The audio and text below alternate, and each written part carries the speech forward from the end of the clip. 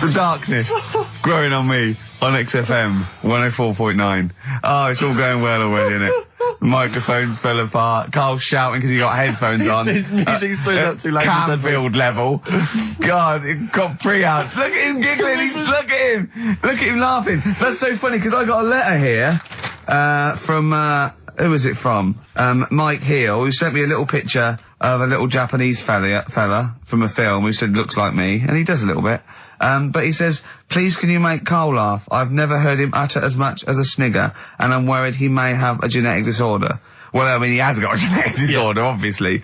But, he was giggling then. I hope, people heard you then. Look at his little face. It was a joy. Oh, I love the things that make him happy. But I love the fact just before the microphone came up there and just before the record finished, he had his headphones on, the music was too loud and he was just shouting, Bauhaus, it's not working! Bauhaus, it's not working! I'll play something else! I went and found Ziggy Stardust by Bauhaus and he said, why isn't it working? Look at him giggling, look, he's lost it! Is he going away? Are you on drugs, Carl? What have you done? He's tickled, look at his little, he looks like one of those shaved monkeys. Look at his little, oh my god, I've never seen a forehead glow. I know, it's extraordinary. Oh. And he's got that red shirt on as well, so the whole of him is just a big glowing... Carl, what are you trying? What are you putting in? I'm gonna see if I can get this to work. Go on then. Hang on. Brilliant radio. I hope Dr. Fox is listening, because I think he's eating his words right now, Steve. Right, I think I've done it. Well done. That's excellent. Right, what Let's play Bauhaus now, and let's try and compose ourselves. This is Ziggy Stardust by Bauhaus. That worked. That worked, didn't it? See, panic over. Calm now. You're on holiday soon, aren't you? Yeah. You got to go off early. Well, about... How many holidays have you had? Because I only ever have time off when I'm working, like doing another job, like, you know, filming or something. But you seem to have a lot of holidays, just like... And you were sick as well. You were just like... Because you had wet trousers, which is a little bit... Do you not care about the job? I mean, I've got to ask, because...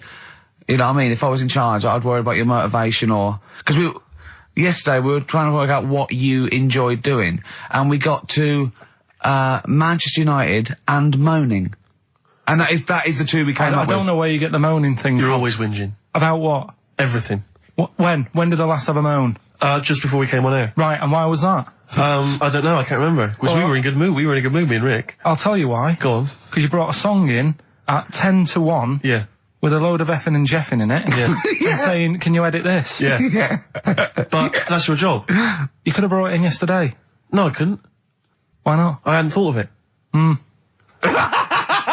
why are you whinging? That's your job. And I didn't come in 10 minutes before. It was a good 20 minutes before. It just took you ages because you were whinging and moaning to even get started. I'm not being dragged into this. You are always... I'm on my holiday now. Well, not yet. No, you're not on yet. You're still working. Well, that's what's funny. This isn't even work, right? And yet it should be. Compared to what I do in the week, this is a doddle. Well, it's because you're not putting any effort in, clearly. Where are you going anyway? Where are you heading? Cornwall. Yeah? What's happening down there? Well, there's a monkey world. You're excited about that? We'll go and see that.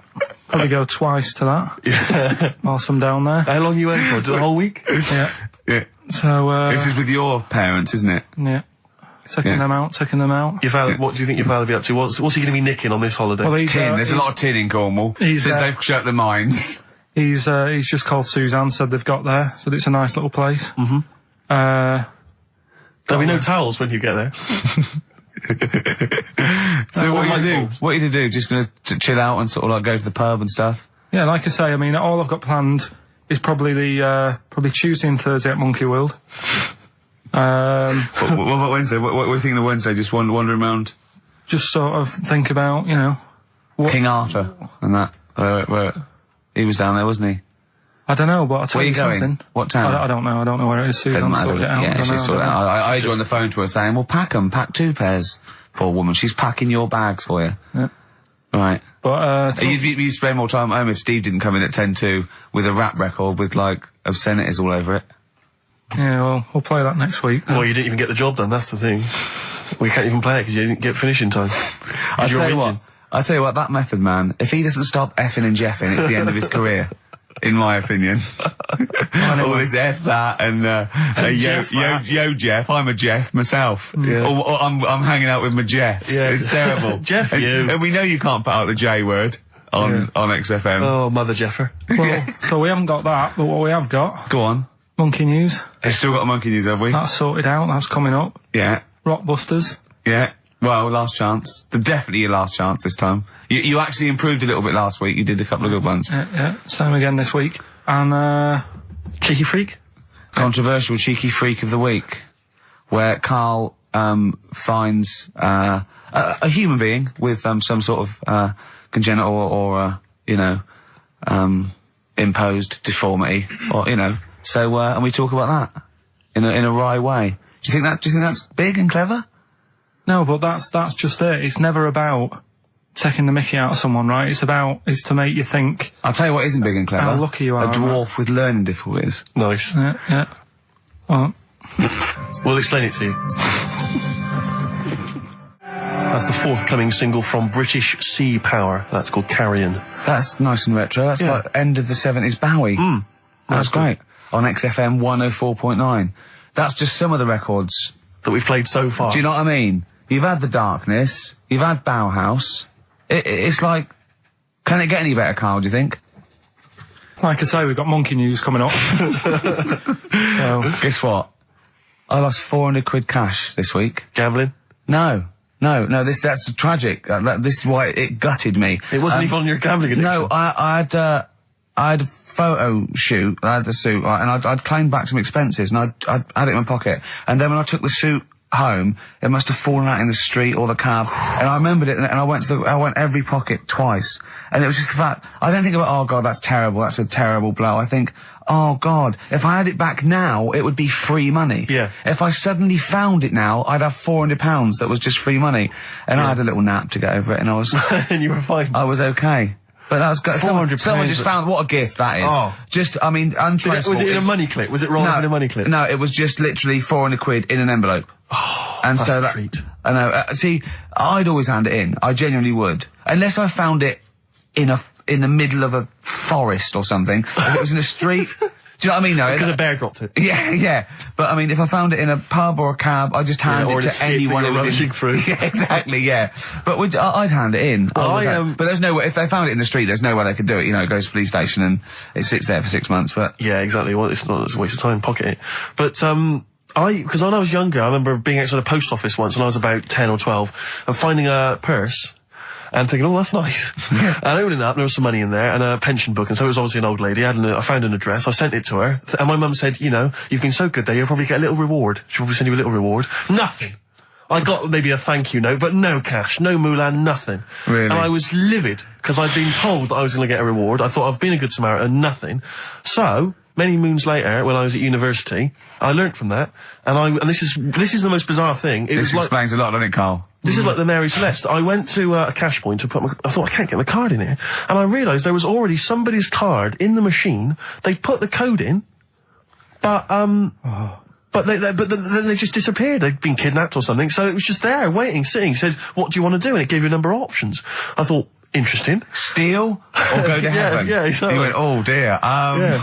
Well, I pressed balance just to check what their bank balance was. Unbelievable. It was a considerable sum of money. I'm not going to lie to you. It was not typical student debt. It was like, I think they were a foreign student. There was a lot of cash in there. A lot of money. Did you feel a slight bulge in your trousers when you saw the amount of money? I couldn't believe my luck. I thought to myself, now then, I could just take that card out and hand it in, or I could teach them a small lesson. Right. And maybe give myself a reward, because last time I did that, I didn't get a reward. So if I give myself £30, then I'll take the card out. 30? Give myself 30. You didn't really? Well, I thought that's a good reward.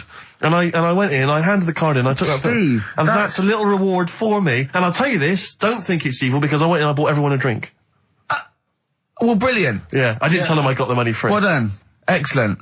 So probably gangsters are quite generous with the money they've stolen from other people. Yes, but someone's negligence, Rick, has lent... the thing is this, Steve, right? I believe it, except that buying people a drink, Karl. What do you think? well, I kind of thought that when he said it, but then I thought, but they'll be buying him back. So he's still... So in a way, he's still a winner.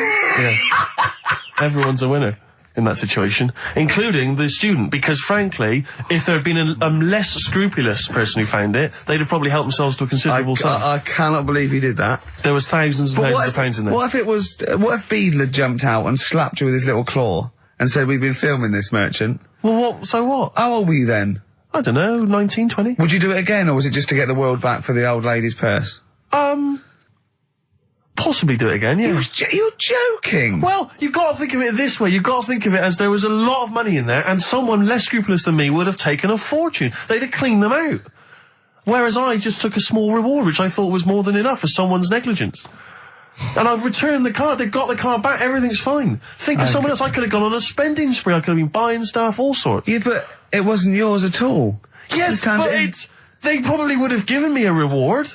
And because, you know, sometimes people forget or, you know, they don't give you a reward, I thought I should You had to take it go at myself. your dad for nicking a loaf of bread out of a phone box. Yeah, but that's because it's for old people, geriatrics and stuff. How do you know how old was your people who you were robbing from? It was on a student campus. Well. Wow. I thought it was excellent behaviour. I thought it was that's good, honourable incredible. behaviour. That's showing another side to him, isn't it? What would you have done, Karl, in that situation? And tell the truth. I might have helped myself a little bit. There you are. I don't know what this is helping No, yourself but- a bit. Like you say, just sort of, you know, send them back and sort of say, you know... If you find a £1 coin in the street and you can be bothered to bend over for it, then have it. But someone's cash point card or personal belongings... I'd let them know, though. Did you send it to them and say, I've service charge included. I've took that out already. No, I handed it in to the... You let them know? What do you mean you'd let them know? I'd say, you know, you're lucky here. Right, I just took, I'd probably said 20, actually. Okay. Because that's just like one note. Sorry, right, okay. You are winding me up. No, I'm not. I mean, not for once. I mean, I know what Steve's like. He is tight, right? He is. And you know that, don't you, Steve? Financially, you mean? Well, no, I mean, just the way you are. You're very sort of, you know, you're not wasteful with your money. I'm careful. No, I'm not wasteful. Absolutely right. No, but to the extreme. Not towards the extreme. Not towards the extreme. No. Look after the pennies, the pounds will take care of themselves. Alright? Simple to remember, good advice.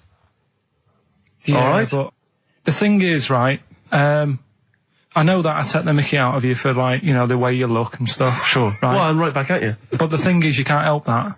Absolutely. But I'll tell you something that women don't like. Sure. And it's fellas who are tight with the money. Sure. I'm not frugal with money with ladies. I'm frugal with money with you.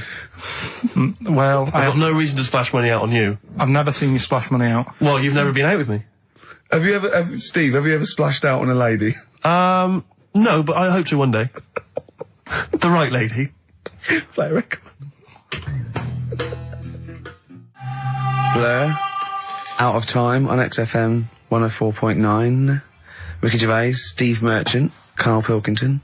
Talking of money, Steve. Look at this, right? It's in the paper. A wife has had her beauty insured for £100,000 in case she grows ugly and her husband walks out.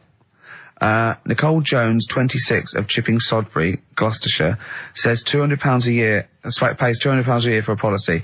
She arranged it as a present for her husband Richard. Her beauty will be judged by a panel of builders. So, have they been selected beforehand, do you think? Do the insurance company know who they are? I assume they're complete strangers. So suppose, like, in 30 years' time, he looks at her and goes, oh, you've lost your looks. She goes, well, have I? Yeah. He goes, well, yeah. Well, have I? They're calling the panel. Some girls going, yeah. All right, get him out for that. Well, never mind that. It's yeah, she's lost it. Right, well, 100 grand. Well, 100 grand coming your way. They stand on some scaffolding. Yeah. She walks by. Yeah. And if they will whistle. That is amazing. Do you think they give her a quote first? Yeah, what if they say, actually, love, you've got nothing to lose. You're not oil painting anyway. Yeah. We can't come round and judge your beauty for at least a week. That is just open to abuse, isn't it? £100,000. Because I remember, in Japan, they're mad on golf, right? And if you get a hole in one, you buy everyone, you throw a party. And it was costing them like thousands and thousands of pounds. So they were insuring themselves against getting a hole in one. And so miraculously, everyone was going, I got a hole in one. Did he? Yep. Yeah. Paying out insurance. I mean, they could be in that together, couldn't they? They're not. I'm sure they're not. They're probably more honest than you two that would take 20 quid out of a cash point. But, you know... No, 30. 30, yeah, 30. I like the wording, though. A wife. Yeah, a wife. The word wife. The word wife. I don't know why I just find it's just an odd word. This is my wife. Hello, the wife. Yeah, the wife. My wife. It just seems a word that you have to say if you're 60. You Yeah, go, I know. Have you met the wife? And even then, ironically, unless someone, you don't know exactly, are you married? Yeah, my wife is from, you know what I mean? Yeah, that makes sense, but it's the wife. People go, better get back, I'm meeting the wife for dinner. But especially when you know them. I remember bumping into friends of mine, somewhere at a party, a couple that I knew, and I'd known both of them before they got married. In fact, I'd known her, I think, longer. And I said, where's so-and-so? And he went, the wife will be along in a minute. And it's just this notion that, but what, you use her name. I know she is. I know her name. I used to call her by that. Why? It's like someone going, you know I'm married. You know I'm married. It's like showing in the off. eyes of God, we are wed. Exactly. Yes, that makes me more of an adult than you. It's the ownership. Yeah, it's like going, I'm a real man. I've got a wife, and here she is. She's my wife. I find there's the words that I find hard to say. In a shop, I could never ask for wet ones. Do you know what I mean? If I have to go and ask for wet ones, I won't bother. Or toilet duck. Another one I have a problem with, I never say, Snickers. Why? Don't know. I think it's I grew up with Marathon. Yeah. See, this is so pathetic, I still get embarrassed buying, toilet paper. Really? We know if you go into like your 24-hour shop just around the corner, not a supermarket, big shop, but if you just go in there and you're just maybe buying some milk. Yeah. A chocolate bar. Because it's like they know what you're up to.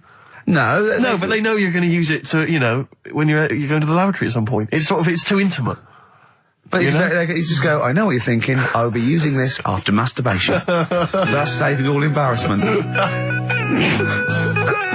goes in the porn bag on your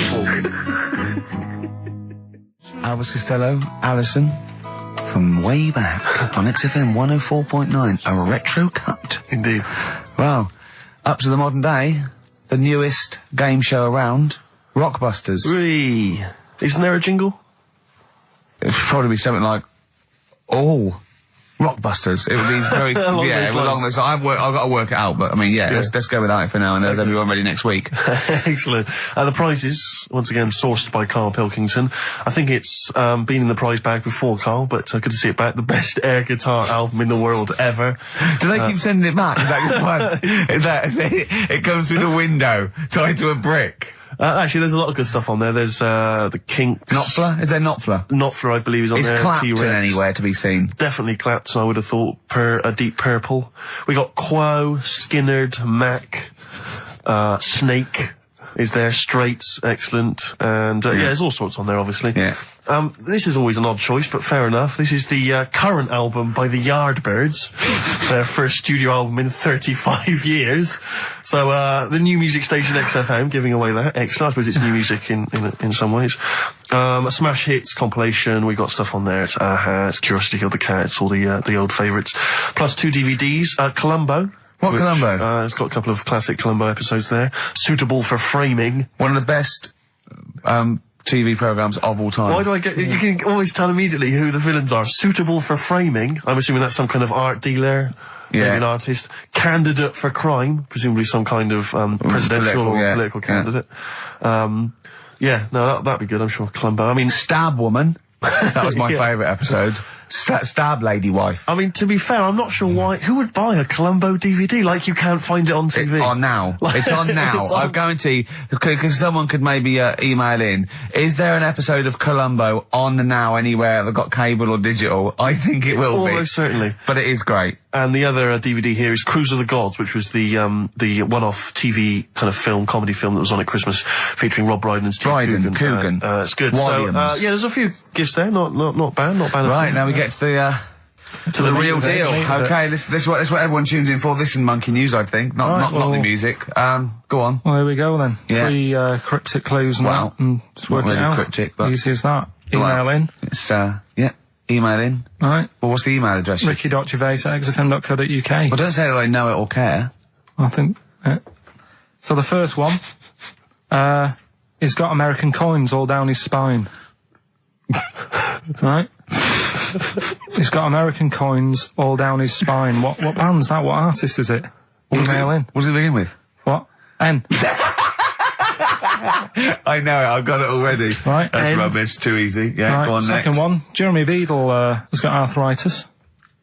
Right, Jeremy Beadle has got arthritis. Yeah. That's the second clue. The initials there, SLF. Right, SLF. Jeremy Beadle's got a little bit of arthritis. And the third one, Foxy, Shipman, and a country western singer on a merry-go-round. SB, right? So Foxy, Shipman, and some country western singer having a go on a merry-go-round. The initial SD, right? So email in, ricky.gervais. I'm intrigued with that one. I'm genuinely intrigued with that one. I like the fact there's a certain whiff of controversy about it, because Shipman is mentioned. I know, yeah. Oh, A little dear. bit edgy, that. So that's the three. He's from your neck of the woods, isn't he, as well, Shipman? Yeah. Yeah. I think my mum's mum used to use him. Okay, let's play a record. Well, you want to play a record or play some adverts? Do you fancy some ads? Oh, I'd rather adverts, yeah. I've got some for you. Placebo. This picture on XFM 104.9. Steve, Yes. I think Carl's going to put most people to shame. We were talking about generosity earlier. Carl is a nice, generous bloke when it really comes to it. He's paying for Father's Day. He's paying for the cottage that he's going away with his dad. Are you really, Carl? Yeah. Right. Well, there's no way of us proving if that's true or not. Well, what do you mean? Well, you could be lying. But why would I do that? Well, because you want to show off. I didn't do it on air, you mentioned it. I don't want people to know how generous I am. Right. Just do it, just get on with it. You know what I mean? Yeah. Look, charity work and that. Yeah. Exactly. But I'd have thought that you wouldn't have fallen for Father's Day. I'd have thought you'd have known that it was like... Well, we don't. I mean, to be honest, there's a bit of a coincidence, because I paid Yeah. for it anyway, and it happens to fall on Right. Father's Day. But Right? don't I mean, buy a Dad's not card. normally that bothered. Don't fall for it. I mean, obviously that and Mother's Day and a plethora of other things were, I mean, literally invented by card companies to make more money. I know. Yeah. That's, I mean, my dad always says don't get him a card or anything. Because he hates it. With all these things that I'd like, rip-off times, really, just ripping people off. Yeah. So it sounds a bit stingy, that. But fair enough. Well, no, I mean, he's right. Yeah. He's right. It's just, because fellas aren't bothered about getting cards anyway, are they? But the other thing that he noticed, helping out the flower companies, the Princess Diana thing, when she... Oh, sorry. Yeah. Jesus. God. So when... Carl, what do you mean? What do you mean? That's what he said. He said, oh... I nearly swore then because I was... you surprise me all the time. No, I'm but just... that is incredible. Sorry, what? I don't understand. What are you talking All about? the flowers that were sort of sold that day... Right. Or for Right. people to leave as a commemoration or Yeah, they made a mint, didn't they? Who did? Flower companies. Right. So what are you saying? So he was just saying, makes you wonder. What, whether About what? it was in the floor or behind the hit? Oh. So it's a conspiracy. It's a conspiracy by the flower I would companies. love to see you and your dad just sitting at home watching a bit of Channel 5 when apes go mental, right? With your roast dinner. When's that on? And then talk like, well, yeah, well, you know, kill Diana, don't you? Flower company's son. Right, quite right, Dad, you're not wrong. What are you talking about? No, I'm not. I'm just saying it's like you were saying about the cards. On Father's Day and that. It's just a bit too much of a weird. coincidence. Too much of a coincidence. I'd be interested to see sort of like the business graph Sure. on how the companies were doing. Then suddenly, Yeah. Yeah. But then by the same token, Elton John, he had the biggest selling hit record, didn't he, off the back of that? I mean, so is he incriminated as well? if you want, I mean, It's a conspiracy theory you've not kind of analysed terribly closely. You've put it out there, and if people maybe who are investigating want to kind of add that into their inquiries, then they can. yeah. Sure. But no, that's all I'm saying. I'm just because it's always the same thing, isn't it? Like I was out shopping the other day, treating Suzanne like I do. You know, I like spending money and that. Yeah. I was in WH Smith's. Yeah. Classy. Was it a big birthday? Was it? Was it a 30th? No, I was getting a. Was it 2 biros for the price of 1? I was getting a card for my dad for Father's Day anyway, because I'm seeing him. Yeah. Big Toblerone. Yeah. There was a giant Who is it who said Father's Day? They love a Toblerone. I've never understood Toblerone because the only time I see Toblerone is in airports, right, and minibars. That is what the small Toblerone is for the minibar in a hotel, 3-star upwards, and the big Toblerone. Well, the big Toblerone is a gift, isn't it? It can only be a gift. You wouldn't buy a big Toblerone for yourself. Yeah, a duty-free gift. The Toblerone. It's next to Chanel No. 5 Toblerone and a bear. But who specifically would you be buying that Toblerone for? I don't know. Someone who's clearly never had it before and would think it was interesting novelty. Yeah. Well, this gift's interesting. I'll tell you what, though, Toblerone is brilliant.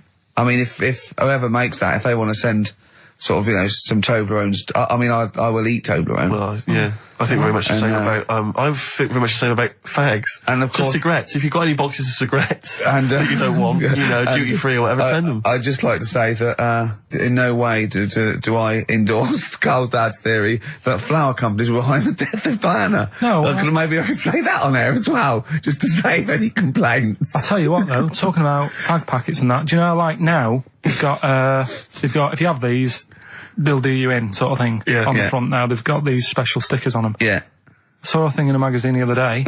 In Brazil, it's got, like, pictures of ill people on them. Blimey. That is It's gone really, hardcore over there. That's good, isn't it? But, I mean, to be fair, what more can they do? I mean, there are fag packets now that say these will kill you, and people are still smoking them. I mean, I don't know what they could, I don't think the message is getting through. You could ban them altogether, I suppose. If it seems weird to, sort of like, you might as well sell guns and go, careful, you can kill people with these. Well, ban them then. I'll just be careful. Let's you have your eye out with that. This is poison. These are really, really mental poison drugs. You know those people with you ever see them in the street, they're selling fags duty free, obviously. They're just selling them on the street. Have you ever seen these guys? I walk up and down Finchley Road lot because I'm just near my place. And, all these people, they're sort of looking a bit shifty, and then they think that you're maybe a smoker. They just, fags, and they'll open their jacket, and it literally will be like something from, the 1940s. They won't go to you though, do they? Yeah, smoking. It stunts your growth. They know you must have never had a fag in your life. But, I might be buying them as a gift or something because I'm quite a generous guy. But it struck me, I was chatting with my friend about, there seems to be there are certain people who are very, maybe they have trouble getting work, or maybe they, they're immigrants who've not landed on their feet and they've had trouble, and so there's a couple of jobs they can do. It seems to be there's the fag selling. There's those people I noticed on Oxford Street who bend a piece of wire into the shape of your name. I mean, what kind of a gift is that, really? You know what I mean? I know. It's like they're literally giving them out. Or you can have the bending the name. You can be selling those things that you throw at the wall and they sliver down. At Dover? Yeah. What are you doing? I'm a trained carpenter. Right. Can you write really small on a piece of rice? I could try. Could you write those names on a piece of rice? I could try. It's quite tricky, but what about the rest of your family? Well, that one's only 2, but he could be trained. He's got smaller fingers. Okay. Do you want to sell some knocked off perfume? How about that? Again, we'd like to apologise for any inadvertent racism. Suggestion that Lady Diana was killed by flower companies, or that Steve makes a habit of stealing from cash points. What about XFM 104.9. a picture of Rick Waller on the front of a bargain bucket?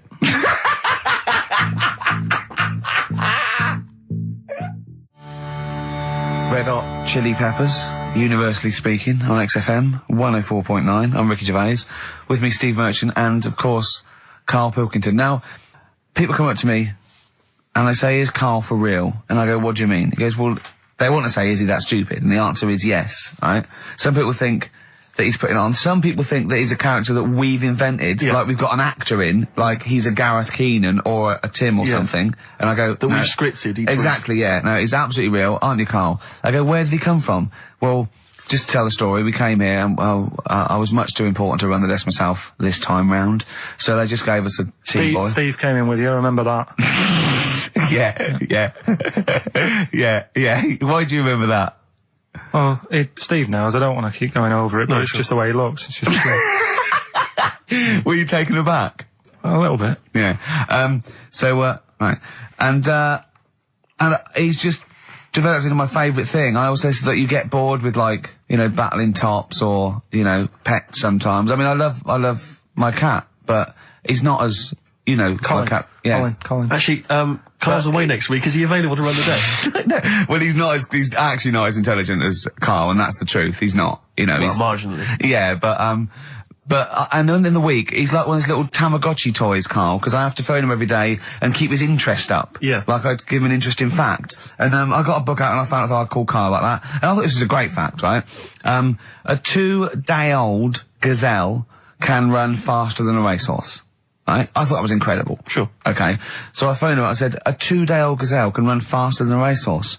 He went, what does it do after that? I went, what? He said, well, how fast can it run when it's adult? I went, well, even faster. He went, oh, I thought we could just do it then, but then it sort of lost it. I went, what are you talking about? I went, you know, that's incredible. A 2-day-old gazelle can run. He went, well, no, that's what they do. I went, what? He went, that's what they do, isn't it?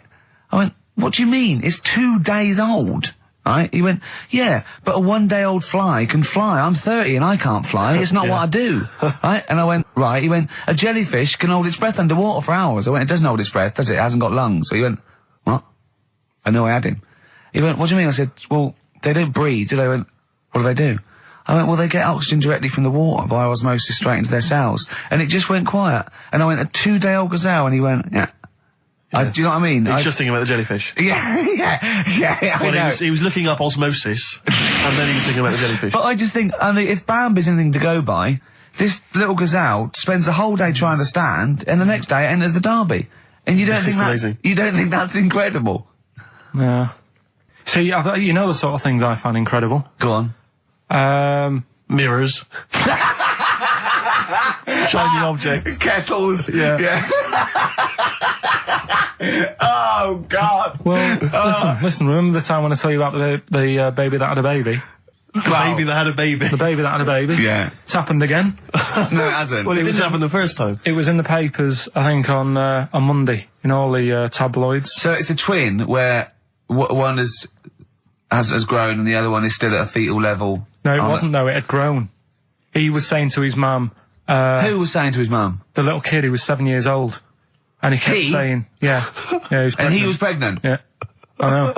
What do you mean? And he was saying to his mum, oh, God, I don't feel well. And, like, his belly was all swollen, and they thought he'd just been eating cake or whatever. And he was saying, I can feel something moving about, and they were like, stop messing about, there's nothing wrong with you. Eventually, I think he was in gym at school.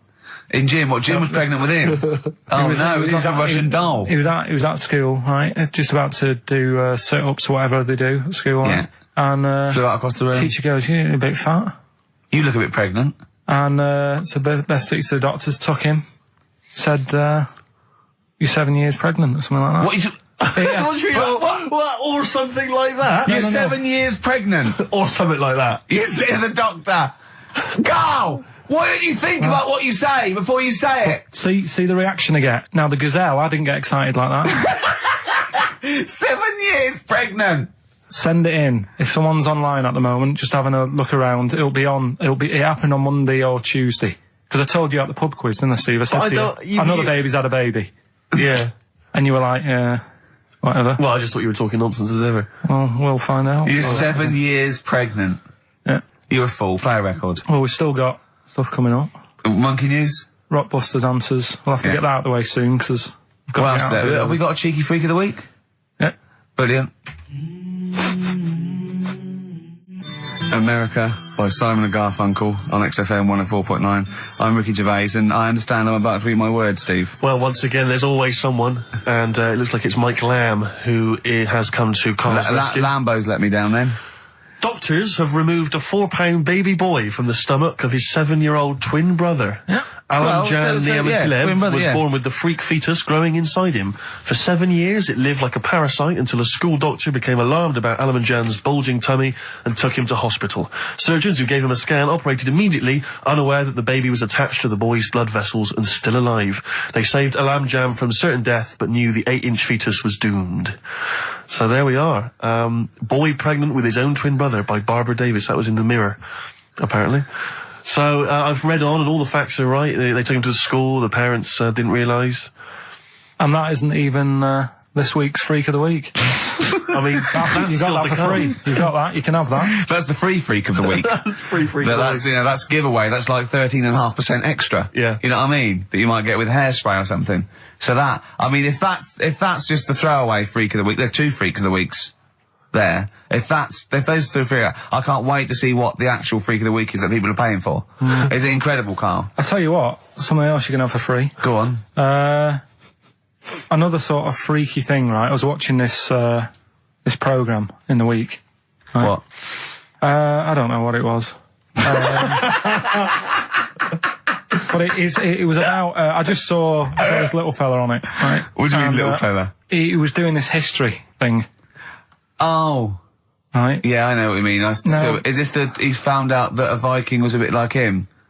Yeah, that's it, yeah. He was boneless or something, or he's... Well, that's the weird thing. What do you think of that, Steve? He's what? He's boneless? No, he was called Harry the Boneless or something. Yeah, but you know what you're going to get there, don't you?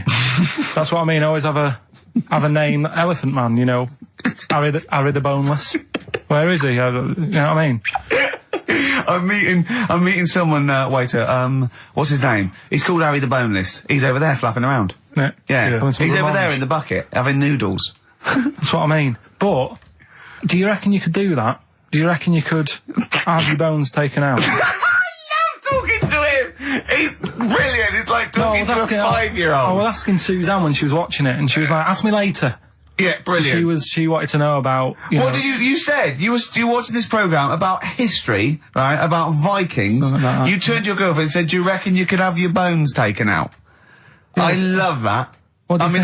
That is why you are my favourite What do you mean you think you can have your bones taken out? Firstly, why would you have your bones taken out? If you've only got a small flat or something, and there isn't much room, Yeah. right? And what I mean is, would all your organs still do the stuff? No, they wouldn't. You'd just be mush. Listen, I'll teach you something now, right? The skeleton, right? Spam. Yeah? Support, movement, anchorage. No, support, protection, anchorage, movement. Spam. That's what the bones do. Yeah? You couldn't stand up. You wouldn't be protected because they protect his rib cage, skull, of course. Anchorage, everything holds onto it. Every muscle is tethered to pull against something, like a crane, a pulley system, so you wouldn't be able to move at all. Do you know what I mean? So you'd be in a bucket. There'd be you'd die immediately, obviously. No, you can't have your bones taken out, Carl. I mean, why do you need to ask that question? Sorry, but Boneless Bob, or whatever his name was. Harry the Boneless. he presumably didn't have any bones. I mean, that's why he had that name, obviously. No, he did. No, he's got the name. Yeah, exactly. No, he was just... I've had an email here from Graham, old Kent Road. He just says, I had a dream about Carl last night. Can I sue? I've no idea what he looks like, apart from the boldness, and yet he turns up in the middle of my dream. I don't need this, it's harassment. Yeah. But people are having dreams about you now, Carl. You actually, it's like you're one of something that was created by the Brothers Grimm. I had a dream. You know when people used to have anxiety dreams, they had like an exam or something, like you suddenly go to school and you realised, oh my God, you didn't have your trousers on, or I had an anxiety dream. I assume we started off in anxiety dream about The Office, about filming The Office, and we had to film in HMV, but someone hadn't cleared it, and so we had to find an R price. And I went, oh, okay, that'll do. And as I was walking there, right, I didn't have any shoes on, which is like an anxiety dream, but I looked down and I went, so what? Yeah. So I'm so lazy now, I think even anxiety dreams don't kick into me. I'm not sure that's a dream. I think that's just a memory. I wouldn't be at all surprised if you turned up with the film with The Office. Yeah, with no shoes. We don't need shoes. When we were originally doing the pilot for the very first series, obviously Ricky's the main character, he's in it all the time. It's obviously important, this is our big chance to get something made for TV, it's going to launch our careers. And I turn up on the Monday, he's twisted his ankle. He has to be wheeled around in a wheelchair because he went out jogging, stepped on a tin can in the street and fell over. Who left that there? Like a 40-year-old man with brittle bone disease. He just twisted his ankle and he was out of action. It was pathetic. Yeah, that was the pilot. Absolutely pathetic. But I still turned up, Carl. That's the sort of trooper I am. Well, yeah, but you moaned the whole week. Well, it hurt. Well, I didn't like having to go around in a wheelchair, did I? It's not pleasant, but... In a weird way, it taught me all the problems. Do you have anxiety dreams, Carl? Do you ever lie awake worrying about stuff? because I have a lot going on in my head. Yeah. I don't have that. What do you do? Rent it out to people? Is it two monkeys swinging in a tie at the moment? Yeah. I just don't have that many dreams. No. I love that. I love that you don't have that many dreams. Well, you haven't had a decent night's sleep since you were 14, according to you. 12. Really? Yeah, so I know what you meant. I know what you mean though now, when sometimes you're so tired, because I'd forgotten that. You're so tired and you think, well, I'm so glad I don't have to go out tonight. I'm going to go and just lay on the couch and then go to bed. Yeah. Have you had one, Steve? Have you? Anxiety dreams, I do have them periodically, yeah. It used to be a lot of, things like running to get to school in time, but, suddenly your feet are running in treacle and you can hear the school bell and you I can't haven't had get them for there, years. I just haven't had an anxiety dream for years and years and years. Don't know. I just don't care. No, you just genuinely don't care about anything. This is the problem. You've just got to a point now where nothing bothers you, really. It's like you're just too lazy and disinterested in anything. This show, your career, my career, Carl. No, I never give up on Carl. So, Carl, so this little Harry the Boneless, what was your point? Was that really your point? You wondered if you could live without bones? Yeah, I saw the little fella on this programme. And The presenter? Yeah, and he was a small fella and he was talking about Harry the Boneless. And I thought, that's interesting little bit of science stuff. Yeah. Yeah. Well, yeah, that's about it on him, really. All right, well, that's just another bonus cheeky freak of the week, isn't it? That's not even the freak of the week either. No. That's still to come. So you've had a pregnant Siamese twin. It's been mad in You've the had a freak week. boneless fella and another fella talking about him. They're not even involved in freak of the week. No. This is getting mad. Play a record. Let's play a record. Let's have cheeky freak of the week afterwards, shall we? Yeah. Current single from Nick Cave. Can we do monkey news first? I'd rather have a cheeky freak of the week. Nick Cave and the Bad Seeds, He Wants You. Brilliant. XFM. Yeah. So, Carl, off you go. Well, we're not going to do freak of the week here. Okay. Right? Because we've done quite a bit of that in the last 20 minutes. We've right? So OD'd we'll move on that. freaks, you think? Yeah. Sure. We'll just shift it a little bit. Okay. And I don't, like I keep saying, don't want people to be thinking we're sort of taking the mick out of anyone. No. Right? Because we're not about that. I feel like I can do a little bit of it because I work with you, Steve. Yeah. Right? Sure. It gives me that right. It's like a care worker. Yeah, I understand. Well, it's like that thing of you can't be homophobic because I've got a couple of gay mates and stuff. Sure. I think sort of gives me that edge. Yeah. Right? So you're not freakophobic because you work with Steve? No, that's right, yeah. So, yeah. Okay. Well, by that token, I should be able to sort of slag off, the mentally ill. Or at least mentally handicapped. Now, there's a term you don't hear very often. In 2003, there was the mentally handicapped. Isn't that what it was? I don't know where to start. But I'd like to apologise for the Lady Diana stuff, the term mentally handicapped, and any inadvertent racism that we may have stumbled over. What's the actual term then? Is it retarded? Right, come on now. Oh, chimpanzee that! Monkey news, earlier than usual. I'll have to save this link now. Monkey news. We've done a lot of stuff, right, on monkeys. And most of it has been... Is bollocks. No, has been like happy stories. Oh, is this it's not... Is this going to be like our tune? Our monkey tune. Simon Bates and welcome to our monkey tune. No, but do you know what I mean? We've done stuff about a monkey that robbed a bank. Yeah. Why is that happy? He had a great life after that. Right? What, in Marbella? Yeah. Right, we did the one who saved someone's handbag in a railway station. We've had a lovely marriage, couple of marriages. Couple of monkey marriages. Yeah, yeah. There was the one who got a job in a railway station. Yeah, the hairdresser. The one who set up a business in Spain. I don't even remember that one. But, I'm willing to believe that happened. Go on then, Carl. But anyway, yeah. So today's isn't that happy really. It's about some monkey. I think it was a chimp. Who's an ape? Go on. He tried to.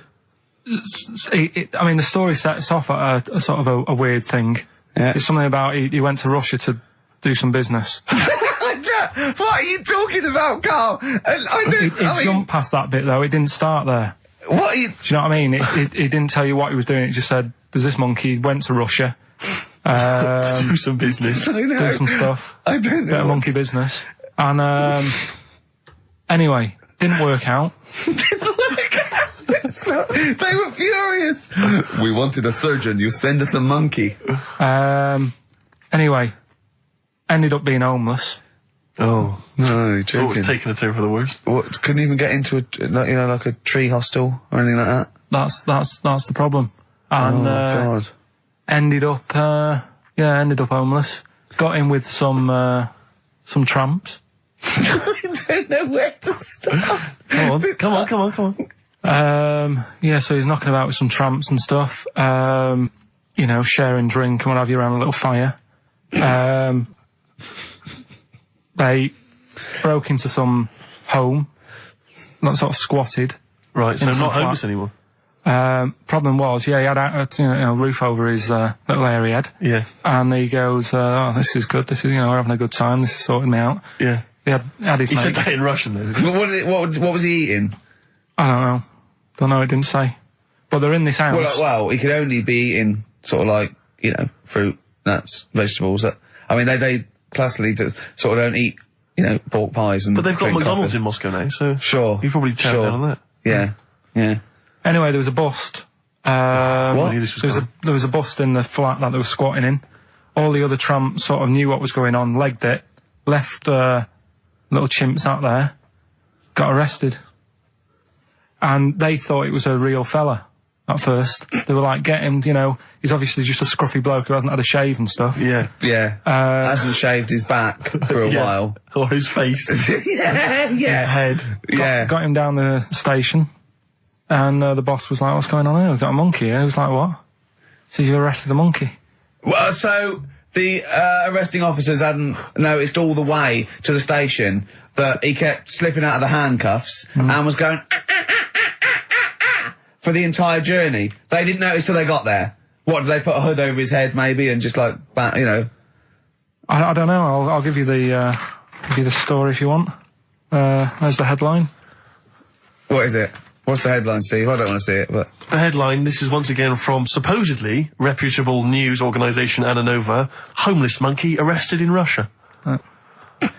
Did you read on, or did you see the headline and make up that whole story? It's most of it is there. What isn't there? What bit isn't there then? I think Steve can have a look over it, check it out and stuff. Point out the embellishment for me, Steve, will you? Well, what it doesn't say is that the police didn't realise it was a monkey. That's what I was guessing. Really? That they got it back and they said, what are you doing? We've got a monkey here. And they go, yeah? Yeah. Oh, God. There's some more monkey problems in the week. Have you seen the Alfords advert with monkeys in? No. There's a new advert out for Alfords selling bikes and stuff. Yeah. It's got some monkeys in it. It's caused an uproar.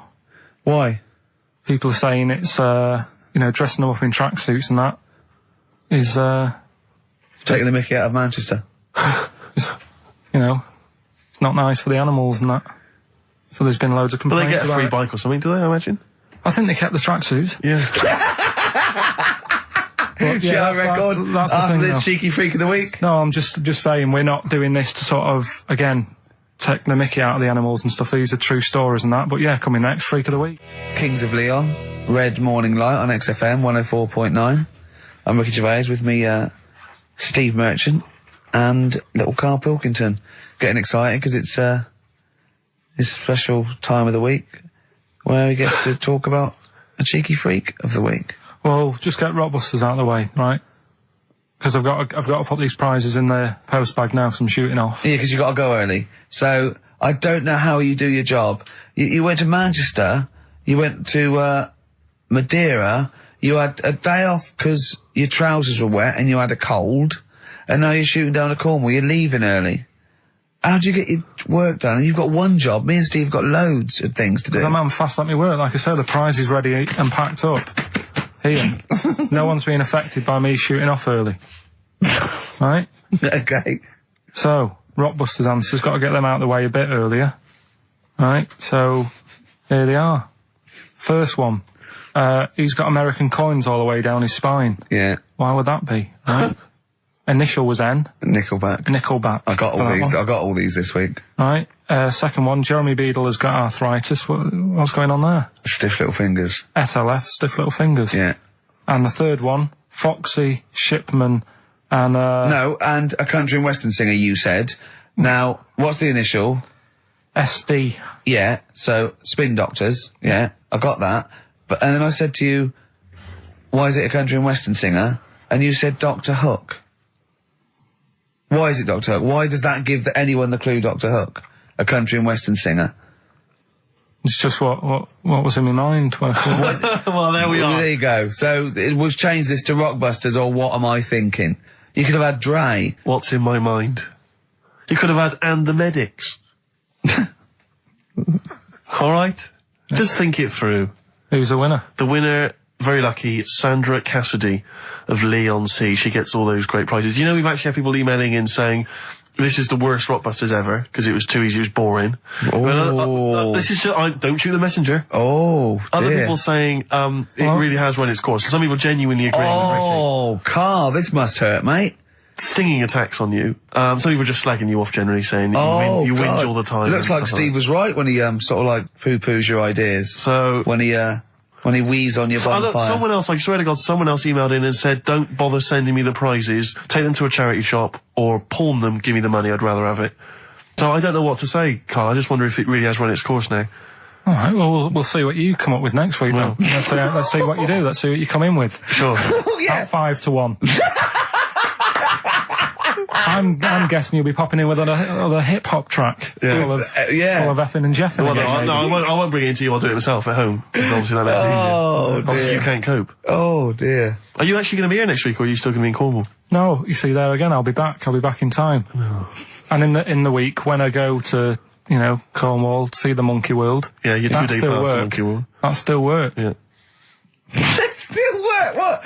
You're going to interview some of the monkeys? I love that. I love that. You were going, could a monkey live without bones? And so I'm going, Carl, please, just look at the monkeys and eat your ice cream. And that's work, is it? Right. Right, are we having Cheeky Freak of the Week? Do you want to do it? What time have you got to shoot off? Could do with shooting off sort of soonish. Okay. To be honest. This is not radio. Have you ever heard that on a radio show? Chris Tarrant going, I can't shoot off right now. I couldn't get a later train. I know! Why did you get a later train? There isn't a later train. So I couldn't get to Cornwall tonight if I had to. If I had to finish this show, I couldn't possibly get to Cornwall. Rubbish. Of course there's a later train. Oh, I've booked it now anyway. Right, well that's the point, isn't it? Yeah. You're not thought whatever. I don't think the show's lost anything. I think we've still had the, Freak of the Week's coming up now. Oh, cheeky Freak of the Week. Right, well, we've had some interesting things we've been looking at. This week, it's about the strangest couple that ever got married.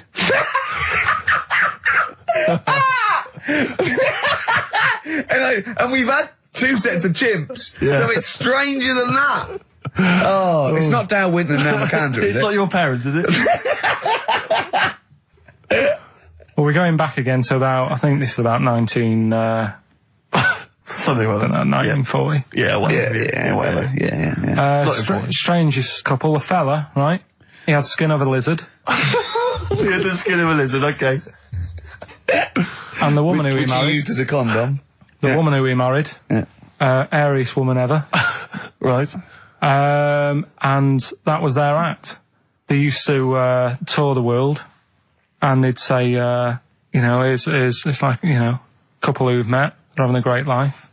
Let's get them out on stage, here they are.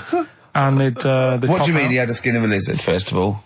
That's what he said. He had some sort of, some illness. So he was called Lizard Man, and you like that because it was good description. I thought that's good. I'm here. Hello, we've booked a table for 2. Who are you meeting? I'm meeting Lizard Man. Oh, he's over there. Yeah. You know he is, right? Yeah. I'm meeting the hairiest woman in the world. She's over there. Yeah. Yeah. So what did they do for their act? Now, bear in mind that we had some Siamese twins last week, and their act was having a bath. Yeah. So I hope it's an improvement on that. What did Lizard Man? He came out and ate some flies, did he? I don't really know. I just think they stood there and that. Yeah, when you read this, and it goes, the most interesting fact ever, lizard man, and you go, that's enough, I can extrapolate from that. Well, straight away I'm thinking, right, I wonder if they got the wedding photos. And then, like it said that they had a kid. Oh, what would that be like? Exactly. It'd be like an ostrich, wouldn't it? It would sort of like... That's what I was thinking. What did you think it would come out like, the baby? I didn't think what that looked like, I just was thinking, parents' evening. Do you know what I mean? You wouldn't want them coming up to the school, would you? So little Johnny, who starts off relatively normal, he's quite good at, he's good at nature, isn't he? And his mum and dad come into the room and they'd be looking round, wouldn't they? Well, it's always like that thing at school when, like, you find out your mate's mum and dad are really old. Right, Have you ever seen that? Yeah. When you go, your gran and granddad bought you? Yeah. No, mum and dad. Yeah. And you go, oh. It is weird. What's that we're talking about? He calls him mum. What was that? Oh, sorry. Do you know what I mean? Yeah, And, that's always strange. If you had Godzilla and King Kong as your parents, and it was, they're like always fighting. They're always fighting, and like you say, you're in a school play or something, you wouldn't tell them, would you? You wouldn't want them coming up with a video camera. He didn't tell his parents he was in the... Well, exactly. You did Little Donkey, you didn't tell your dad, did you? And he came along and videoed it. Yeah. Kept it quiet, don't want them to know anything. But you didn't... What was it was meant to be playing? You had a little drum, didn't you? Yeah, I was doing... I had a little drum. I think I was meant to be playing We Three Kings. Yeah. But he started doing Little Donkey and I thought, I can add a touch to this. Sure, you improvise. Started playing along. It was like the first remix, wasn't it? It went down well. But yeah, that's all I was thinking with the Freak of the Week this week. That's what I'm saying about Freak of the Week. It's to get people thinking, right? Thinking how lucky they are. That, they don't have to... comb their face. What are you talking about? What do you mean? Freak of the Week is to let people know how lucky they are. Just... What about the little freak you're talking about? What are they thinking? They're going, oh, he's talking about me. I'm a little hairy lizard man on a stick. Pop in, give us a call. I thought, that's what I'd like to do on a TV programme. That's what I want to do. I want to go and, meet these people and say, right, let's just go shopping. Let's, we'll film what your normal day's like. Yeah. Let's pop out. Nip into Sainsbury's or whatever. Yeah. Buy a comb. Park right up close to it. You know what I mean? Yeah. So what you're saying is you just want to get a little message out there, which is that there's always someone worse off than you. Well, there's proof of that in this room. You know what I mean? Oh, Carl, when's your train? In a minute, I'm going to get going now. I'll see you later. Thanks, Carl. Brilliant. What are you playing? You can play a song? Kirsty McCall. Yeah. I'll see you later. Kirsty McCall, New England. Karl Pilkington has left the building. He's rushed away. He's on his way down to Cornwall. And we're left by ourselves. Indeed. In the room. See, if we can do this... If we can press all the buttons and not make any mistakes, strictly speaking, there's no need for Carl. I don't mind if we make mistakes. Well, no, exactly. We never worried in the old days, did we? Sure. I think Carl is going to love Cornwall. Because I think, one, the mayor is probably an animal. Yes. And I imagine the townsfolk think like Carl. Yeah. Do you know what I mean? I imagine he'll stay there. He'll be made king. Have you ever seen Return of the Jedi? In Return of the Jedi, the Ewoks, the little furry creatures, they see C-3PO, and because he can talk and he can speak their language, they actually elevate him to godlike status. What are you doing here? Hooray! He's back. What are you doing? You could have stayed till the end. I'll see you later. What are you doing? What are you doing? Right. Right, well there he is. He's on his way down to if Cornwall. you're listening online in Cornwall, I mean, I can't imagine that's ever going to happen.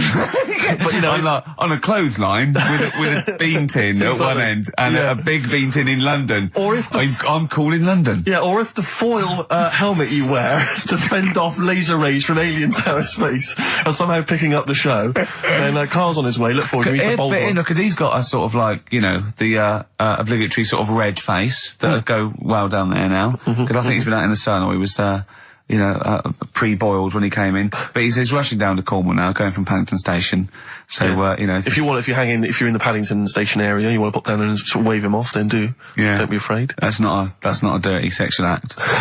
Wave him off. Yeah, I'd love to wave him off. And, call in the week as well, carl.pilkington@xfm.co.uk. Send him anything. Just clog up his email. Yeah. I mean, 'cause he gets stressed at work. So if you can send him 3 or 4 emails each. Yeah. Over the next week, so he's got to read them all. But disguise them, don't make them look rubbish, so at least he's got to sort of open them and look at them. Or, some of them might be correspondence, so he will. It's, just phone his, line as well. Just ask for XFM, ask, Carl, and leave long messages on his voicemail. Yeah. So, if you can, just for us, just for me and Steve, remember, it is mine and Steve's show. Carl is merely like, the icing on the cake. Yeah. If Carl can come back, maybe next Friday or Saturday or Monday, whenever he comes back, to about 250 emails and 200 voicemail messages. If you put down, when it says, what's the name of the message, the title of the message, if you put monkey news or monkey information, he'll have to open it then, because he'll be intrigued, even if it's not about monkeys. Yeah. Do that anyway. Yeah. Voicemail messages. Leave them long. I like this information. Disguise it,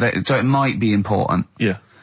Just so he has to listen through. I wish I'd give his mobile out, but, that is just too cruel. But anyone can get him at XFM, and of course we've given out his email before, so I mean, go mental. There are plenty of ways to torture Karl Pilkington.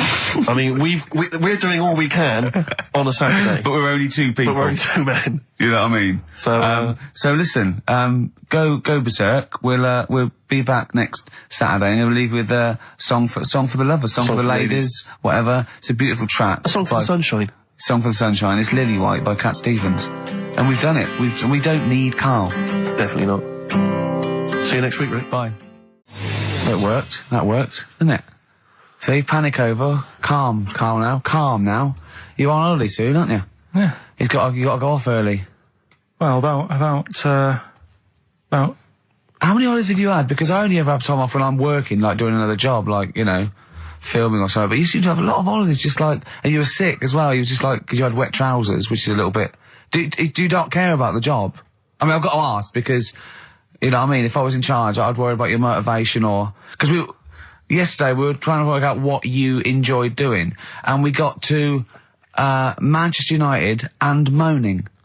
And that is the two we came up with. I don't know where you get the moaning thing You're from. always whinging. About what? Everything.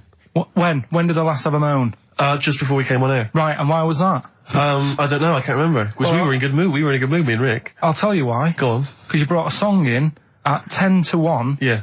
With a load of effing and jeffing in it. Yeah. And saying, can you edit this? Yeah. Yeah. But that's your job. You could have brought it in yesterday.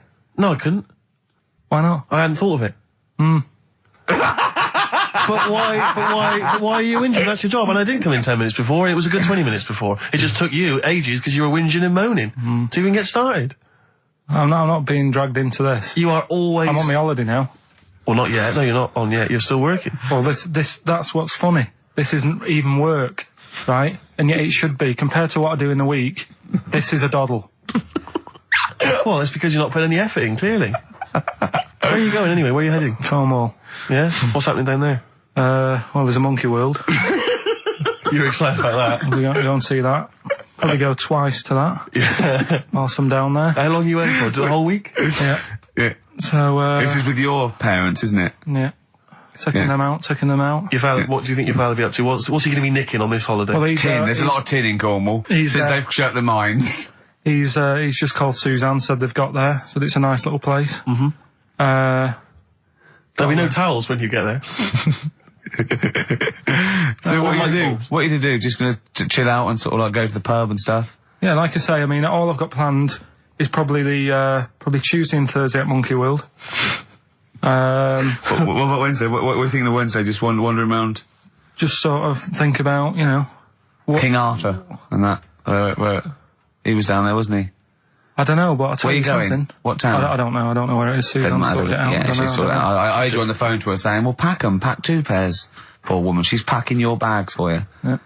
Right. But, you'd spend more time at home if Steve didn't come in at 10-2 with a rap record with, like, obscenities all over it.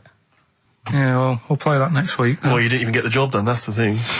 We can't even play it because you didn't get finishing time. I'll tell you what. Kings of Leon, Red Morning Light on XFM 104.9. I'm Ricky Gervais with me, Steve Merchant and little Karl Pilkington. Getting excited because it's his special time of the week where he gets to talk about a cheeky freak of the week. Well, just get Rockbusters out of the way, right? Because I've got to put these prizes in the post bag now, because I'm shooting off. Yeah, because you got to go early. So I don't know how you do your job. You went to Manchester. You went to Madeira. You had a day off because your trousers were wet and you had a cold. And now you're shooting down to Cornwall. You're leaving early. How do you get your work done? And you've got one job. Me and Steve have got loads of things to do. I'm fast at me work. Like I said, the prize is ready and packed up. Here. No one's being affected by me shooting off early. Right? Okay. Are you actually going to be here next week, or are you still going to be in Cornwall? No, you see, there again, I'll be back. I'll be back in time. Oh. And in the week, when I go to, you know, Cornwall, see the monkey world. Yeah, you're 2 days past the monkey world. That's still work. Yeah. That's still work. What?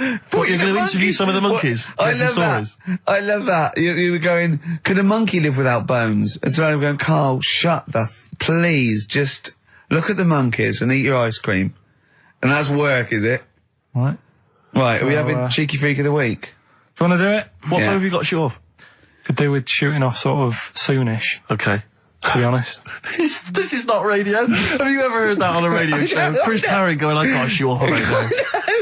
I couldn't get a later train. I know! Why did you get a later train? There isn't a later train. So I couldn't get to Cornwall tonight if I had to. If I had to finish this show, I couldn't possibly get to Cornwall. Rubbish. Of course there's a later train. Oh, I've booked it now anyway. Right, well that's the point, isn't it? Yeah. You're not thought Right, it through. whatever. I don't think the show's lost anything. I think we've still had the, you know, Freak of the Week's coming up now. This week, that's what I'm saying about Freak of the Week. It's to get people thinking, right? Thinking how lucky they are. That, you know, they don't have to comb their face. What are you talking about? What do you mean? Freak of the Week is to let people know how lucky they are. just... What about the little freak you're talking about? What are they thinking? They're going, oh, he's talking about me. I'm a little hairy lizard man on a stick. Pop in, give us a call. I thought, you know, that's what I'd like to do on a TV programme. That's what I want to do. I want to go and, like, meet these people and say, right, let's just go shopping. Let's, you know, we'll film what your normal day's like. Yeah. Let's pop out. Nip into Sainsbury's or whatever. Yeah. You know, buy a comb. Park right up close to it. You know what I mean? Yeah, yeah. So what you're saying is you just want to get a little message out there, which is that there's always someone worse off than you. Well, there's proof of that in this room. You know what I mean? Oh, Karl, when's your train? In a minute, I'm going to get going now. I'll see you later. Thanks, Karl. Brilliant. What are you playing? You can play a song? Kirsty McCall. Yeah. I'll see you later. Kirsty McCall, New England. Karl Pilkington has left the building. He's rushed away. He's on his way down to Cornwall. And we're left by ourselves. Indeed. In the room. See, if we can do this... If we can press all the buttons and not make any mistakes, strictly speaking, there's no need for Karl. I don't mind if we make mistakes. Well, no, exactly. We never were in the old days, No, did we? sure. I think Karl is going to love Cornwall. Because I think, one, the mayor is probably an animal. Yes. And I imagine the townsfolk think like Karl. Yeah. Do you know what I mean? I imagine he'll stay there. He'll be made king. Have you ever seen Return of the Jedi? In Return of the Jedi, the Ewoks, the little furry creatures, they see C-3PO, and because he can talk and he can speak their language, they actually elevate him to godlike status. What are you doing here? Hooray! He's back. What are you doing? You could have stayed till the end. No, I'll see you later. What are you doing? What are you doing? Right. Right, well there he is. He's on his way.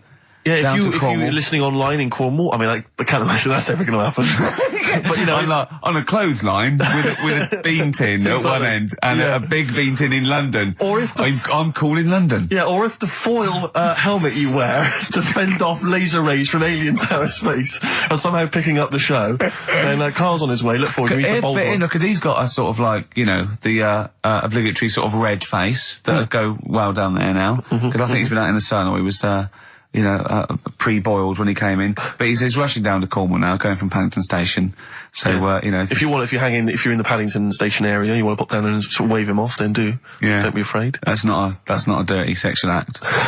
Wave him off. Yeah, I'd love to wave him off. And, call in the week as well, karl.pilkington@xfm.co.uk. Send him anything. Just clog up his email. Yeah. I mean, 'cause he gets stressed at work. So if you can send him 3 or 4 emails each. Yeah. Over the next week, so he's got to read them all. But disguise them, don't make them look rubbish, so at least he's got to sort of open them and look at them. Or, some of them might be correspondence, so he will, just phone his, line as well. Just ask for XFM, ask, Karl, and leave long messages on his voicemail. Yeah. So, if you can, just for us, just for me and Steve, remember, it is mine and Steve's show. Karl is merely like, the icing on the cake. Yeah. If Karl can come back, maybe next Friday or Saturday or Monday, whenever he comes back, to about 250 emails and 200 voicemail messages. If you put down, when it says, what's the name of the message, the title of the message, if you put monkey news or monkey information, he'll have to open it then, because he'll be intrigued, even if it's not about monkeys. Yeah. Do that anyway. Yeah.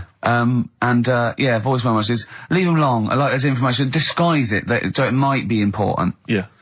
Just so he has to listen through. I wish I'd give his mobile out, but, that is just too cool. But anyone can get him at XFM, and of course we've given out his email before, so I mean, go mental. There are plenty of ways to torture Karl Pilkington.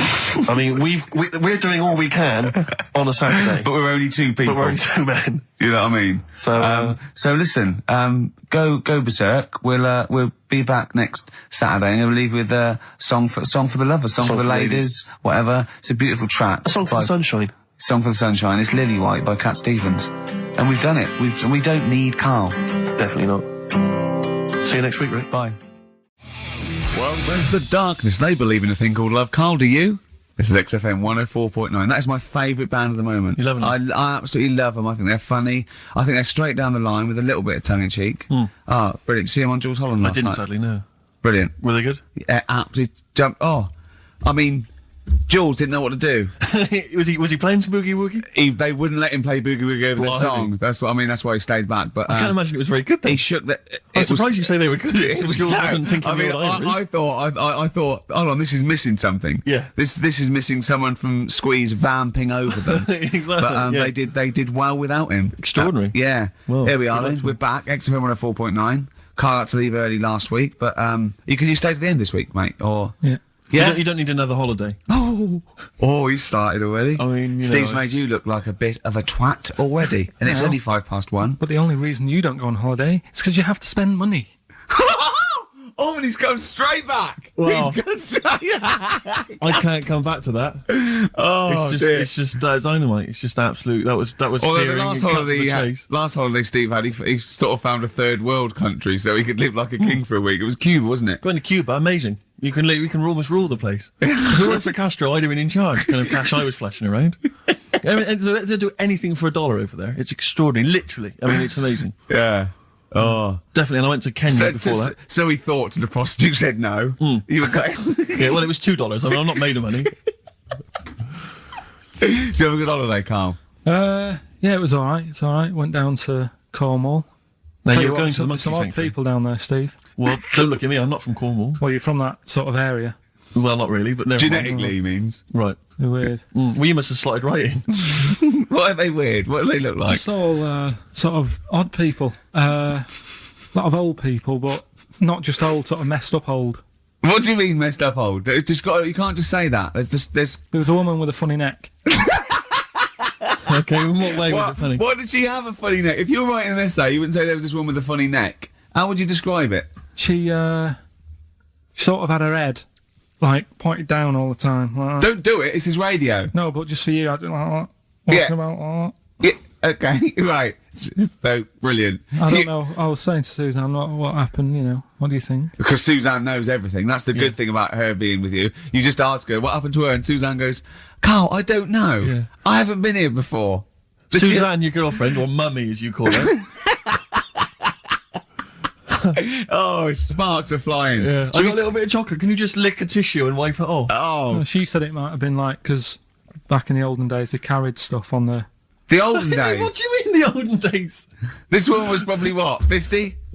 No, she looked about 70. Yeah.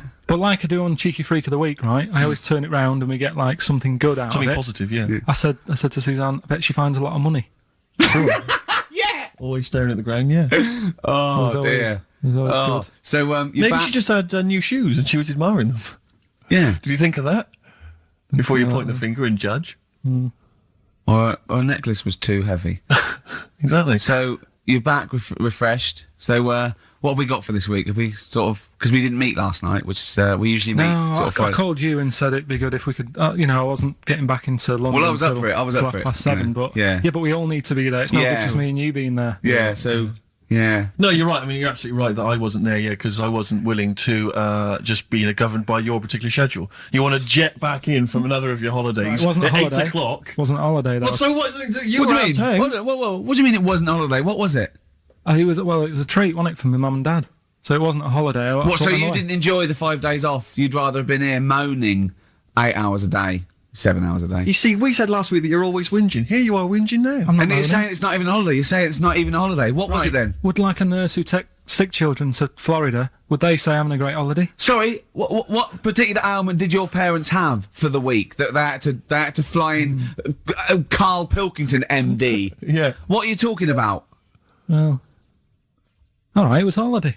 Well then, good. Now some honesty, now some truth. So you came back from your holiday. You wanted to start back to work straight away. Steve couldn't be bothered to meet. Is that what you're saying? That's what I'm saying. So we've got nothing prepared for this. Well, you can rely on Rockbusters. Right, that's coming We've got up. nothing. Monkey News. Even though you were away, you were still working. Still doing stuff. Did you go to That's- the Monkey Sanctuary? I'll tell you about that. Tell us mate. about it. Play a record. Sure. All right. Do you want a bit of Smashing Pumpkins? Smashing Pumpkins. I Yeah, thought an yeah, old yeah. classic Yeah. from them, Cherub Rock. Yeah. Smashing Pumpkins, Cherub Rock. That, of course, Rick, is available on their greatest hits. Brilliant. If you want. I mean, that's how I rock. So Yeah. I know they. I'm very much the shape of a cherub as well. Well, indeed. Naked with a couple of And a rosy big arse. and a trumpet. Yeah. Do they have trumpets? I don't know. I've just had an email here. Monkey News Yeah. from a listener. Monkey spotted holidaying in Cornwall. A chimp was spotted holidaying in Cornwall last week after befriending a family of 3. One onlooker said, "It was incredible. He dressed and behaved exactly like a human being. He even settled the hotel bill at the end of their stay. The only telltale sign was his lack of table manners and the incoherent babble when he opened his mouth." There we are. So Well, we think of that, Carl. that's the listeners, Carl. That's Joanne. Amusing, articulate, accurate. She remembered Accurate. exactly who's there and everything. Setting in the bill. It's all there. So I mean, even though people think that you're slightly simian, slightly less than human on the evolutionary ladder, they do listen to you. So I mean, I don't know who's more stupid in the end, you or the listeners. Well, you may recall, Rick, at the end of last week when Carl had to shoot off early, we issued a little request for listeners just to bombard Carl's email with just pointless emails that really weren't about anything, just to clog up his email for when he returned. Yeah. Rick, they sent them all to us. Brilliant. I mean, that's the kind of listeners that we've got. We've got reams here on our email of just junk. I mean, it's like a Marx Brothers plot, isn't it? I mean, It's just ludicrous. listen. Listen to what we say. I got one about a shaved cat. Well, that's not pointless. I'll be reading that later. Oh, you're loving it. Yeah. I'm happy. That'll keep you going for a couple of weeks. I'll be reading that later. Did you get to the Monkey Sanctuary? Because this was the big thing. You were going into Cornwall, you were going to visit the Monkey Sanctuary. I've never seen someone more excited. You had 2 days put aside for the Monkey Sanctuary. How did it go, Monkey World? We were on our way, right? I found like a little in the little cottage that we had, right? It's like a little folder, with little leaflets in saying if you're into mountains, you want to go here. Yeah. If you're into castles and that. Here's a Little castle monkey world. on the leaflet, right? So I thought I'll be needing that. Took that out, made sure that's safe and Yeah. that, right? We get in the car, getting ready to go. My dad says, "Where is it?" I look on the back. It's in a place called Low or something like that, right? Yeah. So we're on our way. Can't believe me luck. It's going to be a great day and all that. Yeah. And then start looking at the leaflet, right? And noticed didn't have any chimps there. Yeah, it's not Monkey World. It wasn't a monkey world. Well, what No. was it called then? Something like, Monkey Town. yeah, it was just, it had like woolly monkeys in it. That's what They it had was. what? Woolly monkeys. What are woolly monkeys? Those things, Johnny Vegas off the advert. Right. Right to them. They're dumped now since ITV Digital Yeah. went under, so they just put them in a cage. I don't They're understand. woolly. They're like they're sort of like little fluffy little baboon type things. Woolly monkeys. I mean, it's not your chimp. Right. It's not your classic chimpanzee. So did the car screech to a halt? It was like Yeah. it was like the mission in Armageddon. I just said abort. We're on the way back. So how far had you got before you bothered to read the leaflet? Probably about 5 miles away Right. from where we were. So what did you do with yourself? You must have been distraught. we Well, went they to broke down and then they heard banjo music. Yeah. No, we went to a sort of an amusement place. Brilliant. I'd love to see you in that. What with putting those coins in, so it has to roll down and they go flat, and then an arm pushes It them. was one of them. Really? Well, I I'd worked spent out it was years a on that when I was little. Well, there's a new one. I can't be bothered explaining it, but it's a con. We went to this place, right? My mum and dad had been there before, and they said you'll love it. It's brilliant. It's got like a war bit in it. A war bit, right? Yeah, like because they know I'm into tanks and stuff. Yeah. So you'll be loving that. So sorry, I didn't know you were into tanks. No. Well, they're all right. Brilliant. He's gone from one of his childhood passions to they're all right. I know, yeah. Go on. And but it was awful. I mean, my mum and dad had been there before, and he said, "No, you'll love it." But Yeah. it was like a really miserable day. Sure. Right? All the rides and that were broke. Yeah. Broke. It just reminds you of Manchester. My dad just ended up.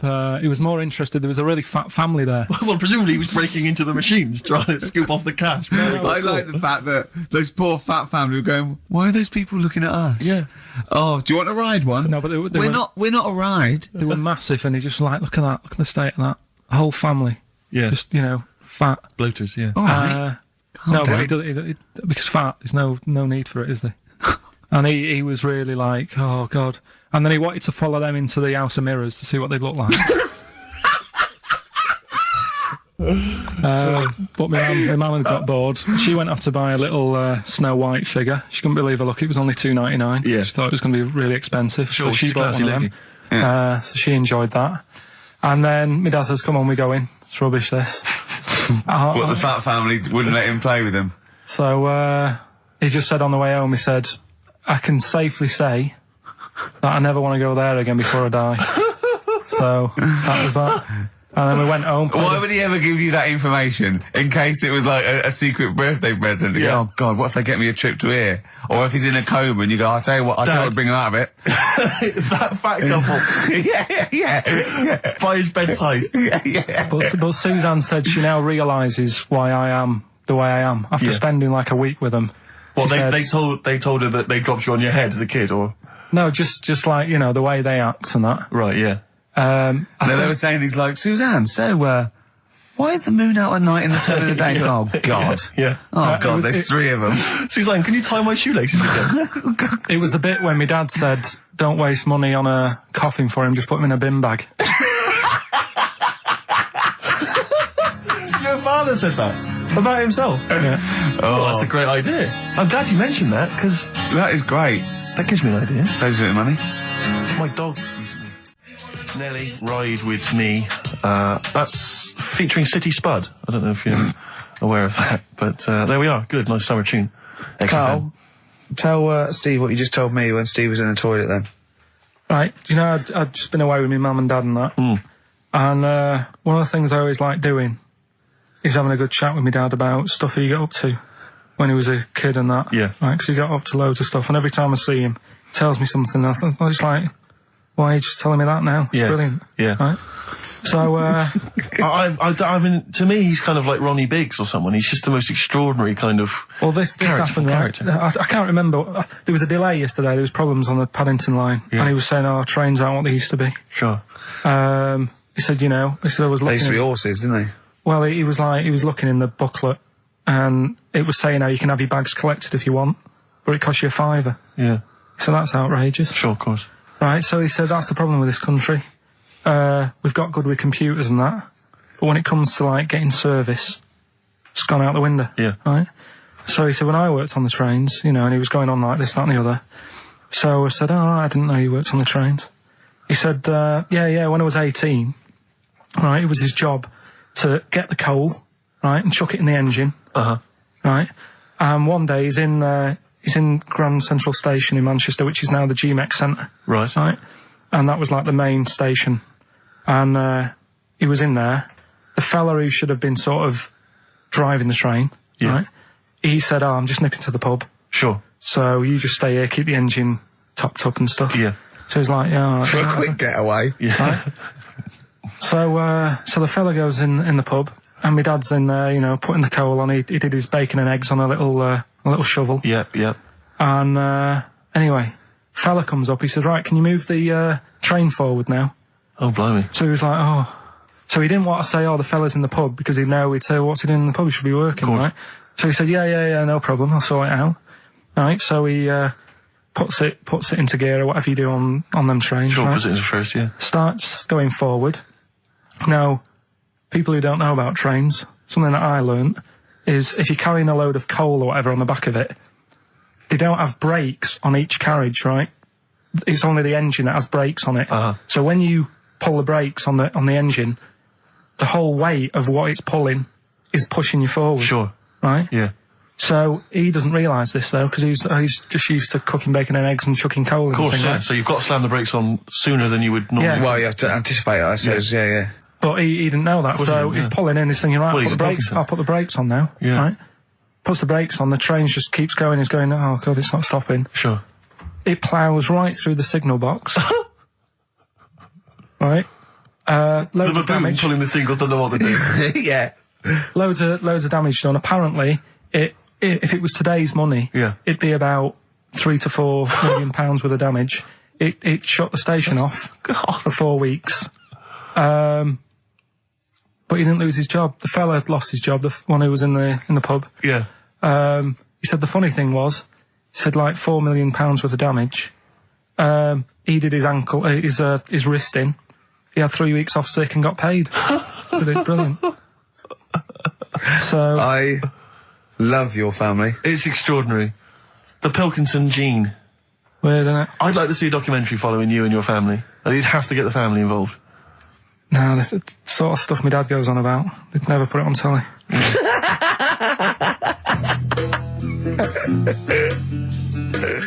Carl, have we still got monkey news?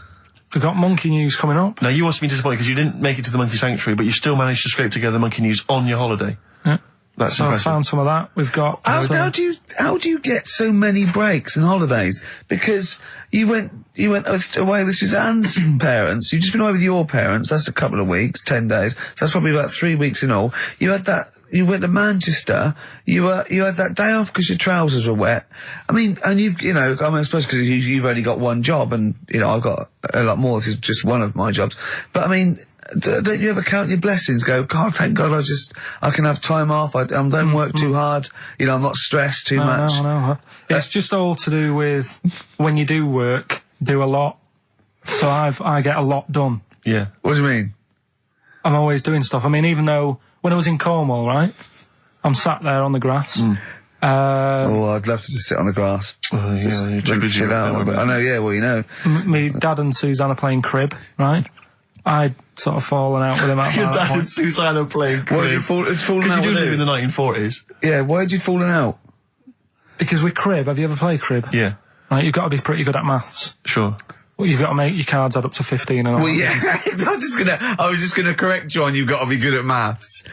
Yeah. What? Algebra, quantum physics, what? No, just adding up. Adding up to 15. Brilliant. I mean, You can that's- almost do it on your fingers.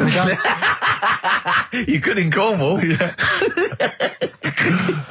But my dad's really good at maths, and like he said, how many have you got? And he always counts his, and it's like 15-2, 15-4, 15-6, 3 for your at, 1 and all that. Do you know what I mean? Yeah. He adds it up really One quick. for his knob. Right, so I was like, right, hang on a minute. And he goes, no, what do you mean, hang on? Add it up, what have you got? He said, oh, forget it. I said, this isn't fun if you're going to start getting all arty with me. Sure. So, Forget it. Yeah. I love it. But I don't know him, but I'm sure he's just winding you up. His victory is you going, forget it, I'm not playing. well, anyway, right, so it doesn't matter. I think I'll go off and do some prep, right? Yes. Do some research for Saturday. Found one of Suzanne's magazines, right?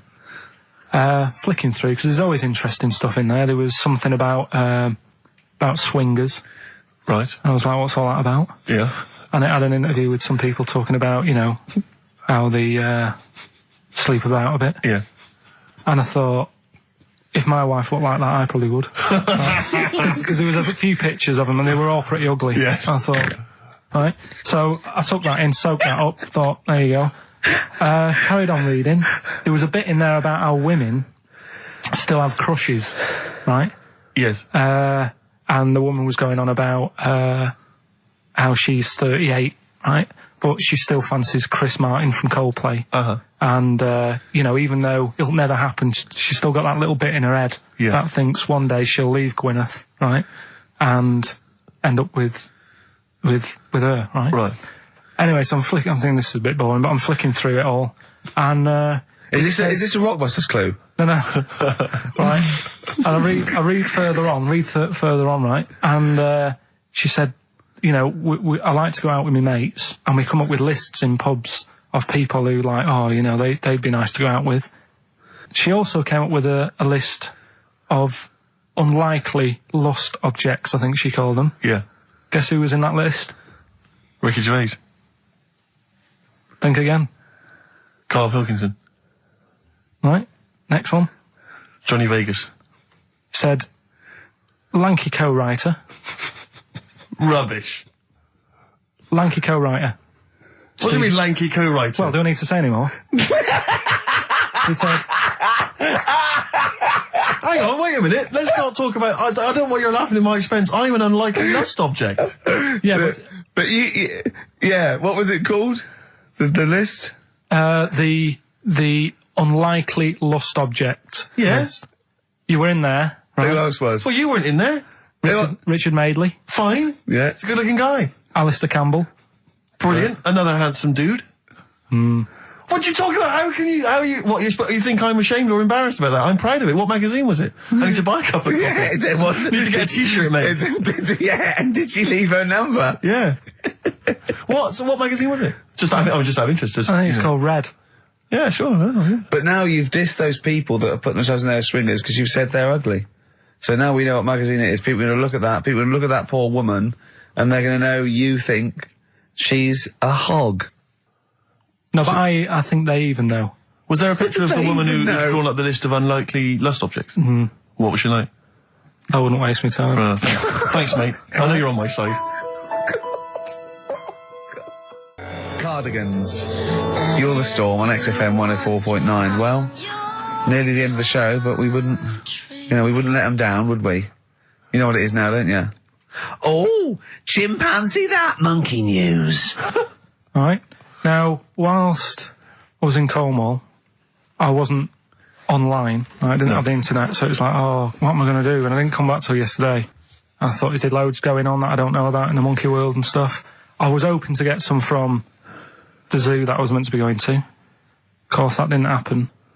So I said to my dad, do you know anything about monkeys? Or have you got any stories with monkeys? Brilliant. This is what Trevor McDonald does. Turned out... 9:45, he goes, got nothing. Dad, anything happened? You got anything politics? Anything politics, Dad? No. This isn't monkey news, I'm just giving you this free. Yeah, brilliant. Turned out one of his mates used to have a chimp. Right. What do you mean one of his mates used to have a chimp? Well, two of his mates. Oh, sorry, yeah, I was thinking it sounded a bit far-fetched living in Manchester, like. But if there was two of them... He had a chimp, had to thump it in the head. For doing what? Answering back? Oh, God! Tried it on with his wife. Had to thump it in the head for trying it on with his wife! I love it. It's a proper fist fight in a pub in Manchester. Oh. I'd call him up, but he's one of them who, like, swears all the time. Right. Oh. I mean, it'd be good to get him on and just... Let's interview him. Can we not interview him pre-record? We can bleep out the swear. I'd love to hear his do story. a lot of work, that. Yeah, well, we're not scared of work, are we, Steve? I'll get myself if you can't be bothered. Yeah, Oh, you know, I'll so... have a word, I'll sort it out. Yeah, try to sort that out next you week. sort that out, yeah. Well, don't tell us the rest of the story then. Let's let him say it in his own No, words. but there was another one as well. When you say you can get him on, but he swears a lot, you mean the monkey? I'm assuming he's more coherent than your dad's mate. But there's him, and there's some other fella he knows who had a funny name. I'll have to find out, because you'll love his name. But he was a drag artist. Yeah. And, I think he said my dad went round one day, I don't know why, right? Went around there, knocked on the door, chimpanzeed. Carl, I don't know what you're doing, mate. I don't know where this place you live, next door there's an horse in the front room. There's chimps running round. Mad. Anyway, Chimpanzee? Is that it? Is that the end of the story? There's a chimpanzee in the door and that's the end. You sure it wasn't the drag artist before he'd shaved? no, I'm sure it wasn't your gran. Because I like the really airy ones that decide they can be female impersonators. Yeah, your gran. Oh, proper rock band. Best band since Thin Lizzy. The Darkness. Well, big words. Growing on me. XFM 104.9. Bit rash, I think. R. Gervais, S. Merchant, K. Pilkington. With a little bit of that. I know for a fact, that Steve is getting a little bit sick of Carl's attitude. Oh, his attitude's appalling. I quite like it though, because it's straight away friction and he's sort of like, you know. To be fair, I genuinely don't think I'm the culprit in this. I think I come in and I just ask him a simple request. Yeah. And immediately on my back. Whinging, moaning, whining. I don't know if there's any evidence. Well, it's funny you sort say of that actually, because in a support any of my survey, complaints. it came up this week. It's quite extensive. Mancunians take more sick days than anyone else. Mancunians take more sick days than workers in any other city in Britain and Ireland, according to Manchester-based employment firm. Survey by Peninsula found employees in Manchester take 11 sick days per year, whereas closest rivals Edinburgh and Dublin take an average of 9. Liverpool, Newcastle, Birmingham, and Cardiff only 8. Is Reading mentioned there or No, Bristol? it's not even in there. They don't take days off. London is only 7. So the point is, I mean, I don't know you can take anything from it, but if you're an employer and you had a Mancunian and a Liverpudlian and they were equal on everything else, but you really couldn't afford them to be away, Liverpudlian's going to probably be away for 8 days. Sure. The Manc's going to be away for 11, phoning in sick. And So what can you, just Well, it's the point analysing the is data there, what would you extrapolate from that? I really don't know. I mean, call in if you've got any clues, or email us in if you've got any. I don't know why I think maybe, I don't know, Mancunians I don't really know many people from Manchester. Well, I only know one, but I know he was off sick because he put on wet trousers and he got He got a cold, I think. yeah, well, he just said he didn't come in for, he left early as well once. Yeah. But I don't know. I mean, that's the survey, I don't know. I mean, it's evidence because it's statistics, so there you It's go. guaranteed evidence that that's So, proof. any thoughts on that? Ricky.Gervais at xfm.co.uk. I mean, oddly enough, you're from Manchester, Carl. I am, What do you think? yeah, What are your funny, thoughts on that? on what, sorry? On the survey. Oh, wasn't really listening. Sure. What Mancunians take off more sick days, they call in sick. I mean, presumably spuriously. Yeah. I mean, because they've got the same body, they're biologically the same, so. They're obviously making up their life. Yeah, some of the days, maybe there's just the 3 extra they're making up. Yeah, they're moaning. Probably because we work a lot harder than the others, so we're tired, so you're sick, so you need time off. Probably. Seems Probably. unlikely. I mean, the Scousers, to be honest, yeah, take them on, let them work in your office. But you know how many computers are going to go missing? Right, that So offensive. is offensive. Right. This is a survey that proved. You just made that up. You just carried on the myth that Liverpudlians thieve. Now that's not true. That is not true. Well, it's not. Well, some of them do. There's been no survey that you're more likely to thieve if you're from Liverpool than if you're in Manchester. So that hasn't been proven yet. So all I've got is the evidence from a survey of, I think, 3,500 people. It's proof that Mancunians take off more sick days. XFM 104.9. This is April Come She Will by Simon and Garfunkel. Brilliant. So, if you're from Manchester, sorry about that. I mean, it is true. We aren't making that up. We weren't doing a stupid stereotype like Kyle did with Liverpudlians. It's just a survey that Mancunians take off more sick days. But they might be genuine. They might be sort of an iller people, or it might just be people who are in Manchester go, oh, I can't be bothered to go to work, it's rubbish. Whereas if you're in London, you go, I can't wait to go to work. What a lovely place this is. Some great jobs, don't you? Great jobs, don't they?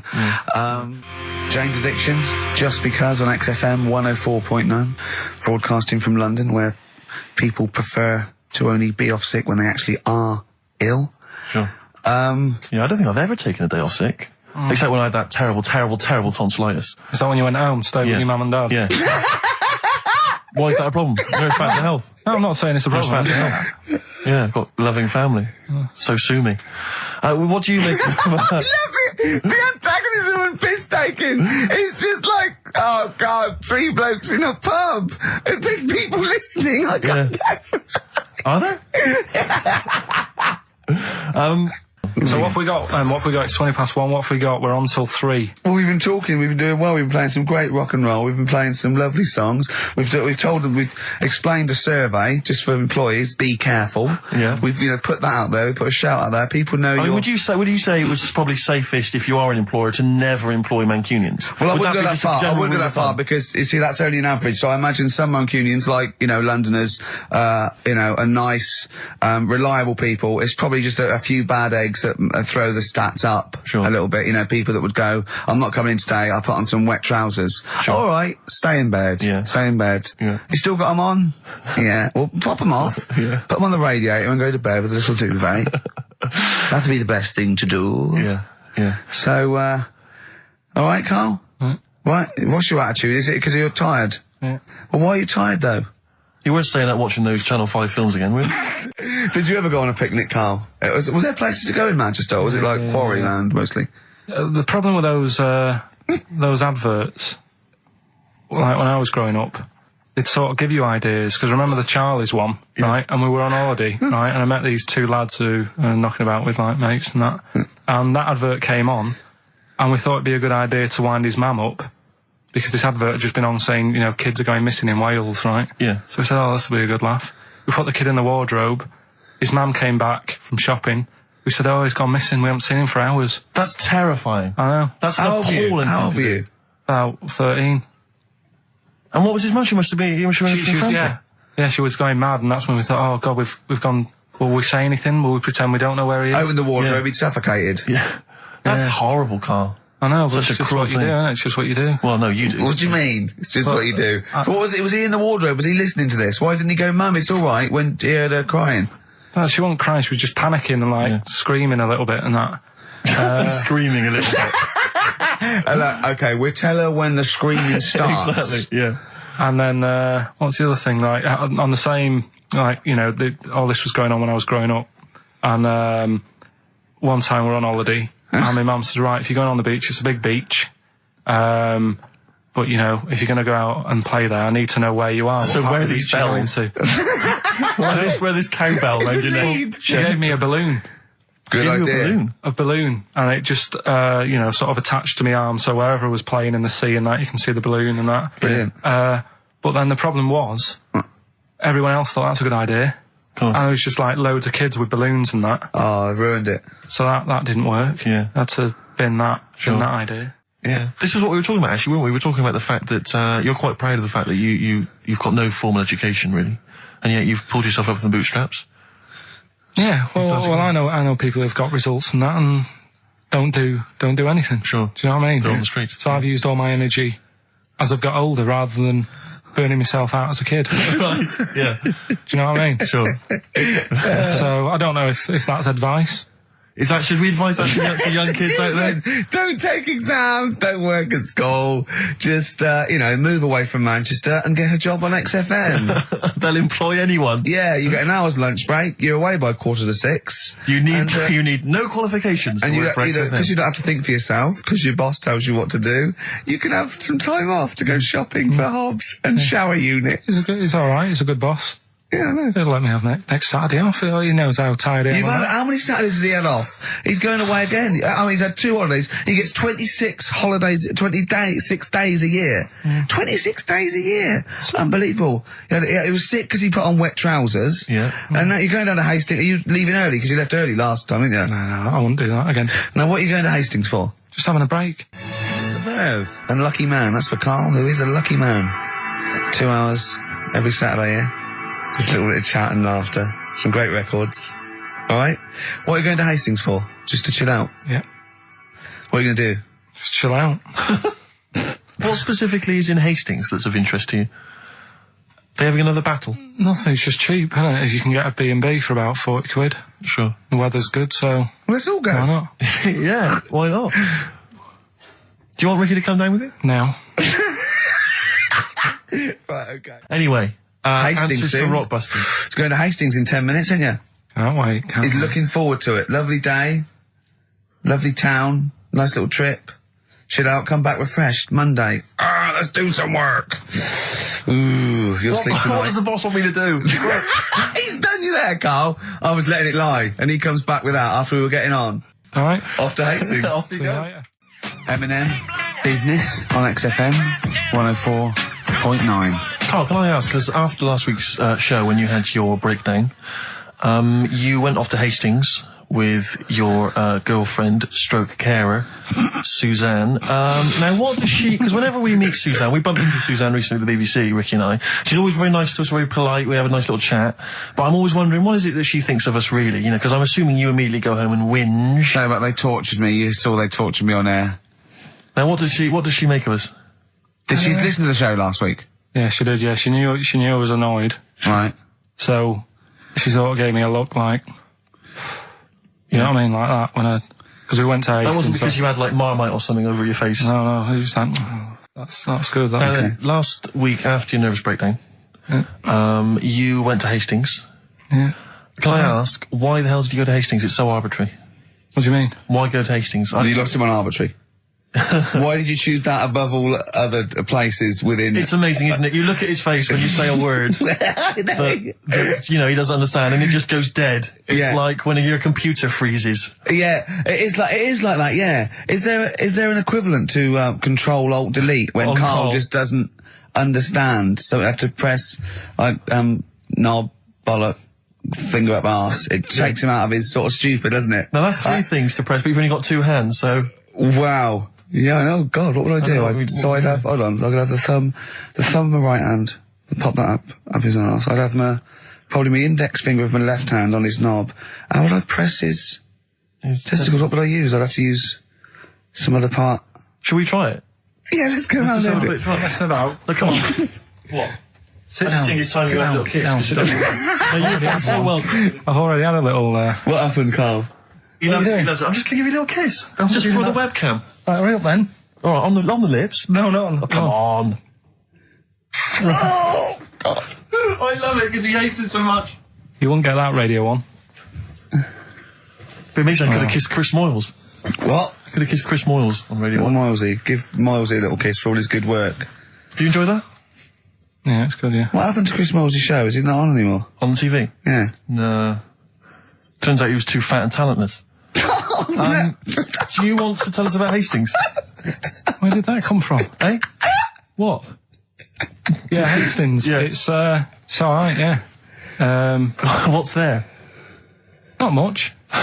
It's just one of them Is there places. Yeah, it's good. I think that's what's good about it. Nobody knows, right? Because last weekend it was roasting and you saw pictures of Brighton and it was heaving. Yeah. Right? Hastings, hardly anyone there. And yeah, it's got a nice little beach. Yeah. Sand? Sandy No, beach? pebbles.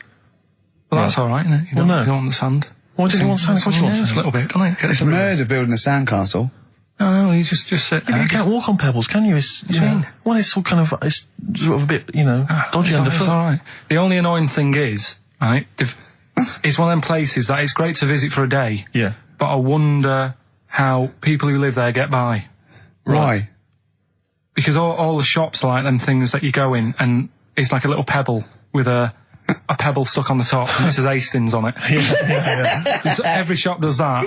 If you want bread and milk, You're done for. it's murder. Yeah. There must be a supermarket. I didn't see any. Seriously, it's all novelty things like that. Yeah. And then when I got back into London... Their houses. Yeah. Just covered in pebbles and like seashells and stuff. Oh, not rock for tea again. But the funny thing is, right, it's the first time I sort of noticed somewhere like that when you go, what do you do if you just want some Brillo pads or whatever?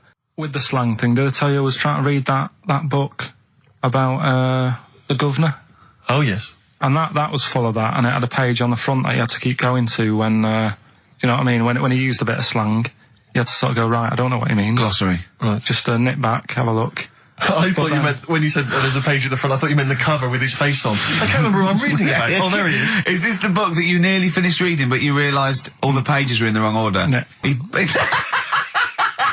bought a cheap book, right, a second shop, started reading it, loving it, then he started reading about this bloke, and he went from jail to school, and then he looked at the page numbers and they were all out of order. How annoying is that? You never read books, do you? I never read one, right? And Suzanne, it was a weekend when we were going to Hastings because you two had done me head in, right? She said, I want to take you away so you relax and what have you. So, ended up not relaxing because it was like putting the jigsaw together. I'd started reading it on the train, thinking, loving this. It's a really interesting story about this fella who, you know, didn't have a great life as a kid, starts getting into a bit of crime, what have you, turns out to be the governor. But it wasn't as easy as that, because like you say, it started off at school, then he was in prison, and he's like, oh God, he started young. And then, next thing, he's like married, and he's like, hang on. He's like 12, and then he's had a heart attack, and then but I just thought it was part of the thing because I read chapter 1, and then it did say chapter 12, but I thought, right, it's like that sort of done in that stylish way that everyone's doing. What kind of a biography? Look at that, it went Starts there. messing with the medium. I was born in the East End. Take one onion, add some, this is But it's not... the idea that an East End villain's going to write his autobiography, but think, I'm just going to play with the form a bit. I'm going to get quite postmodern with this. No, but you know He's what I mean? barely able to write, probably. Yeah, Oh, but they you did it can with- say that about him, Steve. I wouldn't. I think he's an educated man. Go on, next, Carl. But yeah, just because it was like 2 for a tenner, that shouldn't be like, oh well, you know, you got a good offer. So No, that's rare. I'm sure the bloke selling it did not know that the pages were out of order. Let's face it, Carl. You read it and didn't realise. Yeah. So you can't really blame him. You got almost half the way through before you realised. I know. Yeah. But anyway, you know. Still, that'll teach you, and that's put you off books for life, hasn't it? Well, I don't like getting into books now. I just read snippets of information. Play record. Play record. No, I was just going to tell you about a bit of information that I was reading. Okay. And I can't. Will we play a record? No, I've got time for a bit of drivel before we play next tune. Well, I'd rather hear a tune and come back for drivel, because I think people are tuning in for drivel, so let's tease them. Okay. Let's have a record, then some absolute shite from Karl Pilkington. Excellent. Look forward to that. Roll Over DJ by Jet on XFM 104.9. I'm Ricky Gervais, with me Steve Merchant and Karl Pilkington. All right, Karl? Yeah. Bit miserable today, Karl. Let me explain why. Go on. Steve, and to you, the listeners. Well, we came in to a big bunch of stuff. Dropped off was it Becky from Marks and Spencer? Just like lovely stuff. Food, presents for the cat, books, just, you know, to Ricky and Steve. Ricky and Steve who do the show, right? Ricky Gervais and Steve Merchant. GQ presenters of the year. Creators of The Office, right? Award winning. Carl's looking over. I go, well, maybe, it's not for you, no. And then he told me why he's grumpy anyway. Go on. Do you know what XFM are giving everyone? How long have you been here? About 6 years. What are you getting for Christmas from XFM? 2 CDs. Is that of your choice, or do they choose them? There's a list of about 30. Right. Tell them what List you of about chose. 30 CDs. I've gone for Kings of Leon album Yeah. and the best of Bob Marley. Haven't we, given them away in the past or something? Or you could have burnt them off, couldn't you? You could have done copies. Illegal, but you could have done that. Anytime you wanted. I don't think Bob Marley minds if you bootleg his CDs. It's out of order though, isn't it? It is bad. Although you Is do that get, always the case? Has that always been the truth of all the time you've been here? No, it has been better than this. yeah, although you do get paid quite well and you do have an easier time. Yeah, but don't give me the CDs then. If it was a milkman, you don't go, I have 2 bottles of semi-skimmed. Happy Christmas. Yeah. That is a valid point. Do you know what I mean? You complained. Who is it who made this decision? Is There's it- no point. No point, is there? Why? Just no point. I don't like moaning anyway, just... Has it come from up top? Is it from the capital people? Just everyone. That's what everyone gets. Yeah. Yeah, but will Christian get 2 CDs for getting up at 4:30 every day for about 5 years? And keeping this station afloat. Probably. Yeah. So that's why I'm a bit fed up. What you listen to first, Marley or Leon? Well, you have a bit of Marley. I'll tell you what Marley's good for as well. You're going to have a little beach holiday, aren't you, over Christmas, going to Lanzarote? Listening to that on the beach, you'll realise how wise XFM are in the long run. You know, you go, well, look, they could have given me 400 quid, right? Well, I'd have spent that. But this is, you know, the legend lives The gift on. that keeps on giving. So you're probably, you know what I mean? Think how much those. What you got to think of is how much all his great songs took, not only from the depth of his soul and all his sort of angst and knowledge and love, and then all the studio time, the marketing, and they're just giving you one that. They go, don't worry about that, Carl. Just have it. And you go, what? But all the time we spent with Bob Marley and everything. You know, have it, Carl. Have it, Carl. And Gratis. Yeah, have that. Thanks. Well done. Carry on. We're still going to pay you for the work. Yeah. That's just something on top. Here's a little piece of Bob, free. Yeah, so don't moan. It's extra. So I didn't have to give you it at all. Play a record, you ungrateful little swine. Some people, like the homeless, aren't getting anything this Christmas. This is my Except to favourite chill. Elvis Costello track of all time. It's Alison. This wasn't on the list.